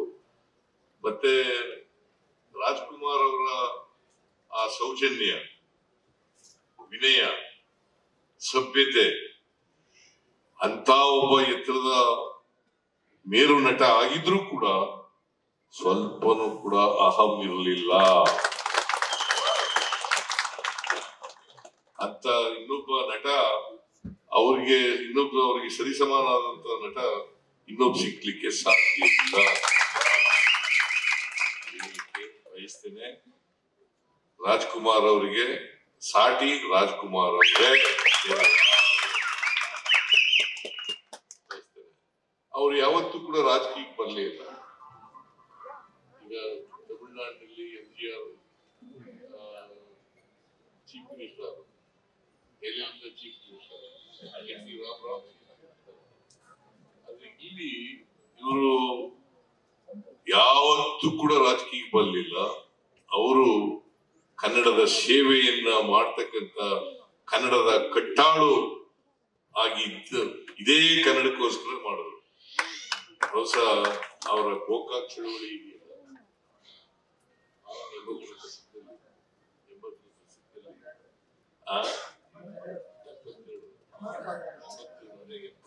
ದಶಕ ನಾನು ಮೈಸೂರಿನಲ್ಲಿ ಇವ್ರ ಭಾಷಣ ಕೇಳಕ್ ಹೋಗಿದ್ದೆ,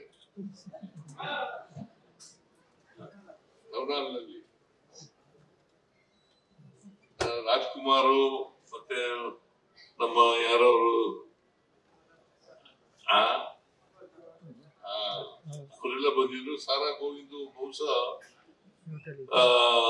ಗೋಕಾಕ್ ಚಳವಳಿಗೆ ರಾಜ್ಕುಮಾರ್ ಧುಮುಕ್ಲಿಕ್ಕೆ ಇವರು ಒಬ್ರು ಕಾರಣಕರ್ತರು. ಬಹುಶಃ ಅವರು ಕನ್ನಡದ ಪರವಾಗಿ ಹೋರಾಟ ಮಾಡೋದ್ರಿಂದ ಅಲ್ಲಿಂದ ಈಚೆಗೆ ಹೆಚ್ಚು ಶಕ್ತಿಯುತವಾಗಿ ಕನ್ನಡ ಬೆಳೀಲಿಕ್ಕೆ ಕಾರಣ ಆಯಿತು ಅಂತ. ಇಂದ ಸಾರಾ ಗೋವಿಂದು ಅವರ ಜೀವನವನ್ನ ಸಾರ್ಥಕ ಮಾಡ್ಕೊಂಡಿದ್ದಾರೆ. ಪ್ರತಿಯೊಬ್ಬ ಮನುಷ್ಯ ಹುಟ್ಟಿದ ಮೇಲೆ ಈ ನಾಡಿಗೋಸ್ಕರ ಏನ್ ಮಾಡಿದ್ದೀನಿ, ಈ ಭಾಷೆಗೋಸ್ಕರ ಏನ್ ಮಾಡಿದ್ದೀನಿ, ಈ ಸಂಸ್ಕೃತಿಗೋಸ್ಕರ ಏನ್ ಮಾಡಿದ್ದೀನಿ, ಚಲನಚಿತ್ರಗಳಿಗೋಸ್ಕರ ಏನ್ ಮಾಡಿದ್ದೀನಿ ಅಂತ ಹೇಳಿ ನಾವು ಒಂದ್ಸಾರಿ ಆತ್ಮಾವಲೋಕನ ಮಾಡ್ಕೊಂಡಾಗ ಗೊತ್ತಾಗ್ತದೆ ನಾವು ಸಾರ್ಥಕ ಮಾಡ್ಕೊಂಡಿದೀವೋ ಇಲ್ವೋ ಅಂತಕ್ಕಂಥದ್ದು ಗೊತ್ತಾಗ್ತದೆ. ಅದರಿಂದ ಸಾರಾ ಗೋವಿಂದ್ ಅವರು ಜೀವನ ಸಾರ್ಥಕ ಆಗಿದೆ. ನಿಮಗೆ ಆಯುಷು, ಆರೋಗ್ಯ ದೊರಕಲಿ ಅಂತ ಈ ಸಂದರ್ಭದಲ್ಲಿ ಆಶಿಸ್ತೇನೆ.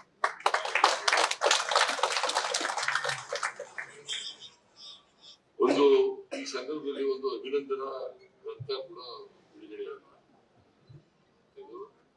ಸೇನಾನಿ ಸಾರಾ ಗೋವಿಂದ್,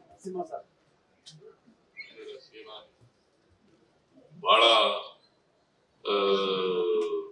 ಸಮಂಜಸವಾದಂತ ಪದವನ್ನ ಹಬ್ಬನಾಗದೇನು ಇದ್ದಾರೆ. ಕನ್ನಡ ಸೇನಾನಿ, ನಾವೆಲ್ಲರೂ ಕೂಡ ಸೇನಾನಿಗಳಾಗ್ಬೇಕು, ಕನ್ನಡದ ಸೇನಾನಿಗಳಾಗ್ಬೇಕು. ಯುದ್ಧ ಮಾಡಕ್ಕಲ್ಲ, ಕನ್ನಡ ಬೆಳೆಸ್ಲಿಕ್ಕೋಸ್ಕರ, ಕನ್ನಡ ಅಭಿವೃದ್ಧಿ ಪಡಿಸ್ಲಿಕ್ಕೋಸ್ಕರ. ಮತ್ತೆ ಬರಗೂರು ರಾಮಚಂದ್ರಪ್ಪನವರು, ಸಾರಾ ಗೋವಿಂದ್ ಅವರು ಕೆಲವು ಒತ್ತಾಯಗಳನ್ನ ಮಾಡಿದ್ದಾರೆ. ಈಗ ಪರಭಾಸ ಅವ್ರ ಪ್ರವೇಶ ದರ, ನಾನು ಒಂದ್ಸಾರಿ ಹಿಂದೆ ಸಾರಾ ಗೋವಿಂದ್ ಅವರು ನನ್ನ ಭೇಟಿ ಇವರೆಲ್ಲ ಭೇಟಿ ಮಾಡಿದಾಗ ನಾನು ಮಾಡ್ಕೊಟ್ಟಿದ್ದೆ, 200 ರೂಪಾಯಿ ಅಂತ ಮಾಡಿದ್ದೆ, 200 ರೂಪಾಯಿಗಳು ಅಂತ ಮಾಡಿದ್ದೆ. ಅದ್ರ ಮೇಲೆ ಹೋಗಿ ಸ್ಟೇ ತಗೊಂಡ್ಬಿಟ್ರು. ಮತ್ತೆ ನಾನು ಸ್ಟೇ ಬೇಕಿತ್ತು, ಅದನ್ನ ಈಗ ಬೇರೆ ರಾಜ್ಯಗಳಲ್ಲಿ ಕಡಿಮೆ ಇದೆ, ಇನ್ನ ಕಡಿಮೆ ಇದೆ, 150 ರೂಪಾಯಿ ಇದೆ, ತಮಿಳುನಾಡಿನಲ್ಲಿ 150 ರೂಪಾಯಿ ಇದೆ ಅಂತ ಮಾತುಗಳನ್ನು ಹೇಳಿದ್ದಾರೆ. ನಾನು ತಮಿಳುನಾಡು, ಕೇರಳ, ತೆಲಂಗಾಣ, ಆಂಧ್ರ, ಮಹಾರಾಷ್ಟ್ರ ಈ ರಾಜ್ಯಗಳಲ್ಲಿ ಪರಿಸ್ಥಿತಿ ಅದರಂತೆ ಮಾಡಿಕೊಡ್ಲಿಕ್ಕೆ ಪ್ರಾಮಾಣಿಕವಾದಂತ ಪ್ರಯತ್ನವನ್ನು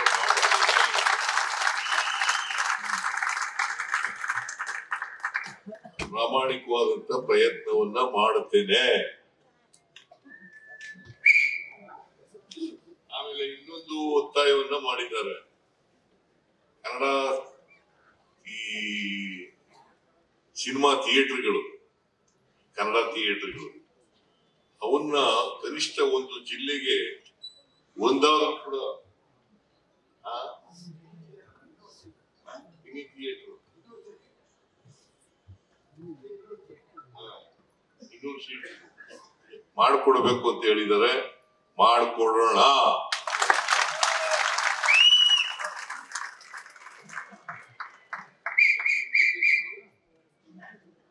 ಒಂದು ಮಿನಿ ಥಿಯೇಟರ್ನ ಮಾಡಿಕೊಡುತ್ತೇವೆ ಅಂತಕ್ಕಂಥ ಮಾತುಗಳನ್ನ ಈ ಸಂದರ್ಭದಲ್ಲಿ ಆಗ್ಬೋದಾ? ಕನ್ನಡದ ಕೆಲಸಕ್ಕೆ ನಾವು ಯಾವತ್ತೂ ಹಿಂದೆ ಬೀಳಲ್ಲ.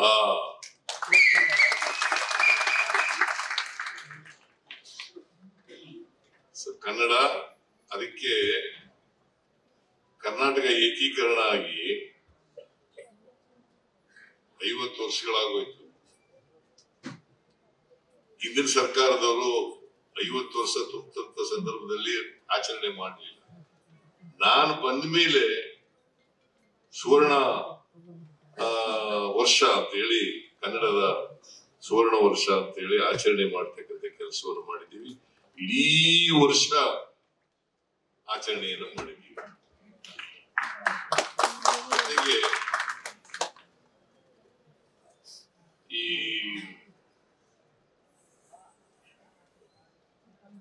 ಕನ್ನಡದ ಭುವನೇಶ್ವರಿ ಪ್ರತಿಮೆಯನ್ನ ವಿಧಾನಸೌಧದ ಮುಂದೆ ಮುಂದಿನ ತಿಂಗಳು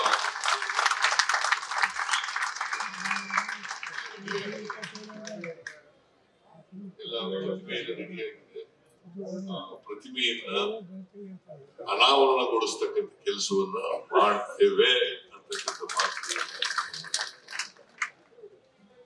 ಯಾಕಂದ್ರೆ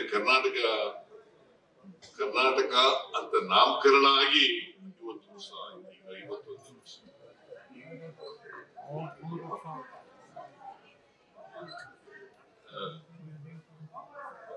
ಸೋಮವಾರ ಮಾಡ್ತಾ ಇದ್ದೀವಿ. ತಂಗಡಿಗೆ ಅವರು ಹೇಳಿದ್ದೀನಿ, ಪ್ರತಿಮೆ ಎಲ್ಲ ನಿಜ ಹೇಳಬೇಕು ಅಂತಂದ್ರೆ ಸಮಾರಂಭದಲ್ಲಿ ಅದನ್ನ ಅಷ್ಟೊಳಗಡೆ ಮಾಡಬೇಕಾಗಿತ್ತು. ಆದ್ರೆ ಪ್ರತಿಮೆ ಪೂರ್ಣ ಆಗಿರ್ಲಿಲ್ಲ. ಅದಕ್ಕೋಸ್ಕರ ಭುವನೇಶ್ವರಿ ಪ್ರತಿಮೆಯನ್ನ ನಾವು ಈ ತಿಂಗಳು 27ನೇ ತಾರೀಕು ಅನಾವರಣಗೊಳಿಸ್ತಾ ಇದ್ದೀವಿ. ಸೊ ಕನ್ನಡದ ಕೆಲಸಕ್ಕೆ ನಾವ್ ಯಾವತ್ತೂ ಕೂಡ ಹಿಂದೆ ಬೀಳಲ್ಲ. ಈಗ ಏನು ಬರಗೂರು ರಾಮಚಂದ್ರಪ್ಪನವರು ಏನ್ ಹೇಳಿದ್ದಾರೆ, ಅನೇಕ ಸಮಸ್ಯೆಗಳನ್ನ ಎದುರಿಸ್ತಾ ಇದ್ದೀವಿ.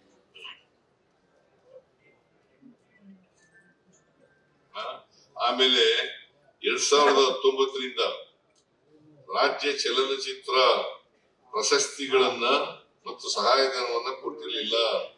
ನಮ್ಮ ಸರ್ಕಾರ 2019ನೇ ಸಾಲಿನಿಂದ 2029ನೇ ಸಾಲಿನವರೆಗೆ ಬಾಕಿ ಉಳಿದಿರುವ ಪ್ರಶಸ್ತಿ ಸಹಾಯಧನವನ್ನು ನೀಡಿದ್ದೇವೆ.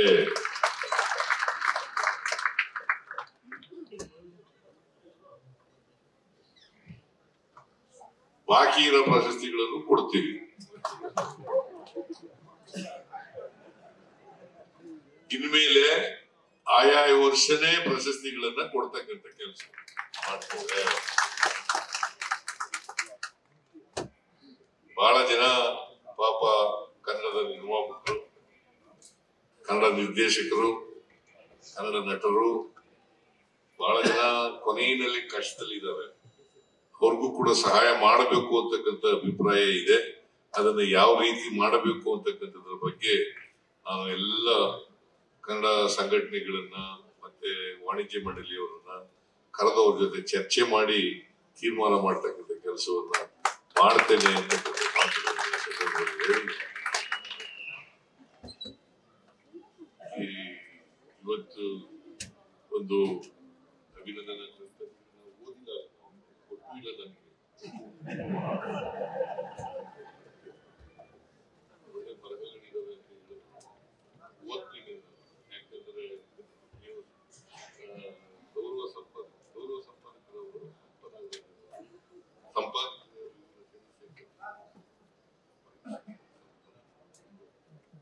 ರಾಜಪ್ಪ ದಳವಾಯಿ ಬದಿದವ ಅಲ್ಲೇ ಬದಿದವ.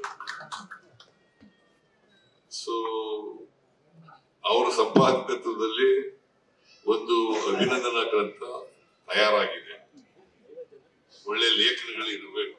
ಅದನ್ನು ಓದ್ತೀನಿ. ಓದಿದ್ಮೇಲೆ ನನ್ನ ಅಭಿಪ್ರಾಯ ಓದಕ್ ಮುಂಚಿತ ಅಭಿಪ್ರಾಯ ಹೇಳಕ್ಕಾಗಲ್ವಲ್ಲ. ಹೇಳಿದ್ರೆ ಗುರುಡೆ ಬಿಟ್ಟಾಗ ಆಯ್ತದೆ. ಅದರಿಂದ ಓದ್ಬಿಟ್ಟ ಅಭಿಪ್ರಾಯಗಳನ್ನ ವ್ಯಕ್ತ ಮಾಡ್ತೇನೆ. ಬಹುಶಃ ಅವರ ಬದುಕಿಗೆ ಸಂಬಂಧಪಟ್ಟಂತ ಅನೇಕ ವಿಚಾರಗಳು ಅಲ್ಲಿ ಪ್ರಸ್ತಾಪ ಮಾಡಿದ್ದಾರೆ ಅಂತ ಭಾವಿಸ್ಕೊಂಡಿದ್ದೇನೆ. ನಾನು ಈ ಸಂದರ್ಭದಲ್ಲಿ ಸಾರಾ ಗೋವಿಂದು ಅವರಿಗೆ ಅಭಿನಂದನೆ ಸಲ್ಲಿಸ್ತಕ್ಕಂಥದ್ದು. ಅವರಿಗೆ ಒಳ್ಳೆಯದಾಗಿ ಜೀವನ ಸುಖಮಯ. ಎಷ್ಟು ವರ್ಷ ಬದುಕ್ತೀವಿ ಅಂತಕ್ಕಂಥದ್ದು ಮುಖ್ಯ ಅಲ್ಲ. ಏನ್ ಮಾಡ್ತೀವಿ ಈ ಸಮಾಜಕ್ಕೆ ಅನ್ನೋದು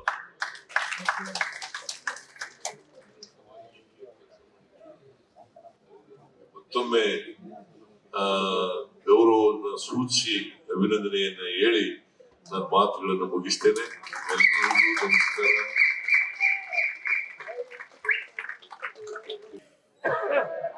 ಜೈ ಕನ್ನಡ, ಜೈ ಕರ್ನಾಟಕ.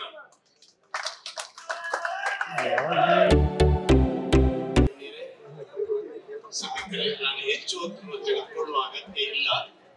ಆದ್ರೆ ಮುಖ್ಯವಾದಂತಹ ಒಂದು ವಿಷಯವನ್ನ ಇದುವರೆಗೂ ಯಾರು ಪ್ರಸ್ತಾಪಿಸದೇ ಇರ್ತಕ್ಕಂಥ, ಆದರೆ ಅಗತ್ಯವಾಗಿ ಪ್ರಸ್ತಾಪಿಸಲೇಬೇಕಾದಂತ ಒಂದು ವಿಷಯ, ಅದನ್ನ ತಮ್ಮ ಗಮನಕ್ಕೆ ಹೇಳಿ ನಾನು ಮಾತನಾಡಿಸಬಹುದು ಅಂದ್ಕೊಂಡಿದ್ದೇನೆ. ರಾಜ್ಕುಮಾರ್ ಅವರು ಈ ಕ್ಷೇತ್ರಕ್ಕೆ, ಚಲನಚಿತ್ರ ಕ್ಷೇತ್ರಕ್ಕೆ, ಕನ್ನಡಕ್ಕೆ, ಕರ್ನಾಟಕಕ್ಕೆ ಪ್ರವೇಶಿಸಿದ ಹಿನ್ನೆಲೆಯಲ್ಲಿ ಏನಿತ್ತು ಅಂದ್ರೆ, ಅದುವರೆಗೂ ತಮಿಳುನಾಡು ಚಿತ್ರ ತೆಗೆದರೆ ಅವರು ಹಾಕಿದ ಹಣ ವಾಪಸ್ ಬರೋಕ್ಕೆ ಯೋಚನೆ ಮಾಡ್ತಾ ಇದ್ದಿದ್ದು ಚೆನ್ನೈ ಮತ್ತು ಬೆಂಗಳೂರು. ಮಲಯಾಳಂ ಚಿತ್ರ ತೆಗೆದರೆ ಅವರ ಹಣ ವಾಪಸ್ ಬರೋಕ್ಕೆ ಯೋಚನೆ ಮಾಡ್ತಾ ಇದ್ದಿದ್ದು ಬೆಂಗಳೂರು. ತೆಲುಗು ಚಿತ್ರ ತೆಗೆದರೆ ಹೈದರಾಬಾದ್ ಬಿಟ್ಟರೆ ಬೆಂಗಳೂರು. ಇಂತಹ ಸಂದರ್ಭದಲ್ಲಿ ಕನ್ನಡಿಗರ ಹಣ, ನಮ್ಮ ಹಣ ಕನ್ನಡಿಗರಿಗೆ ತಲುಪಬೇಕು ಅಂತ ಅದಕ್ಕೊಂದು ದೊಡ್ಡ ವಿಸ್ತಾರವಾದಂತಹ ಒಂದು ಅವಕಾಶವನ್ನ, ಕನ್ನಡ ಪರವಾದ ಅವಕಾಶವನ್ನು ಕಲ್ಪಿಸಿಕೊಟ್ಟವರು ರಾಜ್ಕುಮಾರ್ ಅವರು. ನಾನು ಕನ್ನಡ ಸಂಸ್ಕೃತಿ ಇಲಾಖೆಯ ನಿರ್ದೇಶಕರಾಗಿದ್ದಂತಹ ಸಂದರ್ಭದಲ್ಲಿ ಬಂಗಾರಪ್ಪನವರಿದ್ದಾಗ ಕರ್ನಾಟಕಕ್ಕೆ ಒಂದು ವಿಶಿಷ್ಟವಾದಂತಹ ಪ್ರಶಸ್ತಿಯನ್ನ ಪ್ರಾರಂಭಿಸಿದ್ರು. ಕೊಟ್ವಿ. ಎರಡನೇದು ಇದು ವಿಧಾನಸೌಧದಲ್ಲಿ 2ನೇ ಮಹಡಿ ಮೇಲೆ ರಾಜ್ಕುಮಾರ್ ಅವರಿಗೆ ನಾವು ಕೊಟ್ವಿ. ಕನ್ನಡಕ್ಕೆ ರಾಜ್ಕುಮಾರ್ ಪ್ರವೇಶಿಸಿದ್ದು ಹೇಗೆ ಮುಖ್ಯವೋ ಆ ಗೋಕಾಕ್ ಚಳವಳಿ ಕಾಲದಲ್ಲಿ ಎಲ್ಲರೂ ಮರೆತು ಹೋಗಿರ್ತಕ್ಕಂಥದ್ದು ಇನ್ನೊಂದು ಅಂದ್ರೆ ಮೊಟ್ಟ ಮೊದಲನೇ ಬಾರಿಗೆ ರಾಷ್ಟ್ರಕವಿ ಕುವೆಂಪು ಅವರು ಅವರ ಉದಯರವಿ ಮನೆ ಬಿಟ್ಟು ಬೀದಿಗೆ ಬಂದು ಕೂತ್ಕೊಂಡು ಲ್ಯಾಂಡ್ಸ್ಟೋನ್ ಬಿಲ್ಡಿಂಗ್ ನಲ್ಲಿ 2 ಗಂಟೆ ಕೂತಿದ್ದು ಚಳವಳಿ ಮಾಡಿ ಗೋಕಾಕ್ ವರದಿ ಜಾರಿಗೆ ಬರಬೇಕು ಅಂತ ತಂದ್ಕೊಟ್ಟಂತ ಅವರು ರಾಷ್ಟ್ರಕವಿ ಕುವೆಂಪು ಅವರು. ಅದು ಎಲ್ಲೂ ದಾಖಲಾಗಿಲ್ಲ. ಆ ದಾಖಲೆ ಮಾಡ್ಬೇಕಾದಂತ ಅಗತ್ಯ ಇದೆ ಅಂತ ಹೇಳಿ ಇವತ್ತು ಕನ್ನಡಕ್ಕೋಸ್ಕರ ಇಷ್ಟು ಕೆಲಸ ಮಾಡಿದಂತಹ ಸಾರಾ ಗೋವಿಂದ್ ಅವರಿಗೆ ಒಂದು ಅಭಿನಂದನೆ ಗ್ರಂಥವನ್ನು ತಂದು ನಮ್ಮ ಗೌರವವನ್ನ ನಾಡಿನ ಪರವಾಗಿ ಸಮರ್ಪಿಸುವ ಅವಕಾಶ ಕಲ್ಪಿತವಾಯಿತು. ಈ ಸುಂದರವಾದಂತಹ ಗ್ರಂಥವನ್ನ ತರೋದಿಕ್ಕೆ ಬಹಳ ಶ್ರಮ ಪಟ್ಟಂತವರು ನಮ್ಮ ರಾಜಪ್ಪ ದಳವಾಯರು ಮತ್ತು ಪ್ರೊಫೆಸರ್ ಚಂದ್ರಶೇಖರ್ ಇದರ ಸಂಪೂರ್ಣವಾದಂತಹ ಶ್ರೇಯಸ್ಸು ಕೀರ್ತಿ ಅವರಿಗೆ ಸಲ್ಲಬೇಕು. ಇಂಥದ ಸಮಾರಂಭವನ್ನ ಏರ್ಪಾಡು ಮಾಡ್ಬೇಕಂತ ಹಗಲಿರುಳು ಶ್ರಮ ಪಟ್ಟವರು ನಮ್ಮ ಸಿ.ಕೆ. ತಂಡದವರು, ಅವ್ರನ್ನೆಲ್ಲ ಅಭಿನಂದಿಸಿದ್ದೇನೆ. ಇದಕ್ಕೆ ಹೆಚ್ಚಿಗೆ ಹೇಳೋ ಅಗತ್ಯ ಇಲ್ಲ.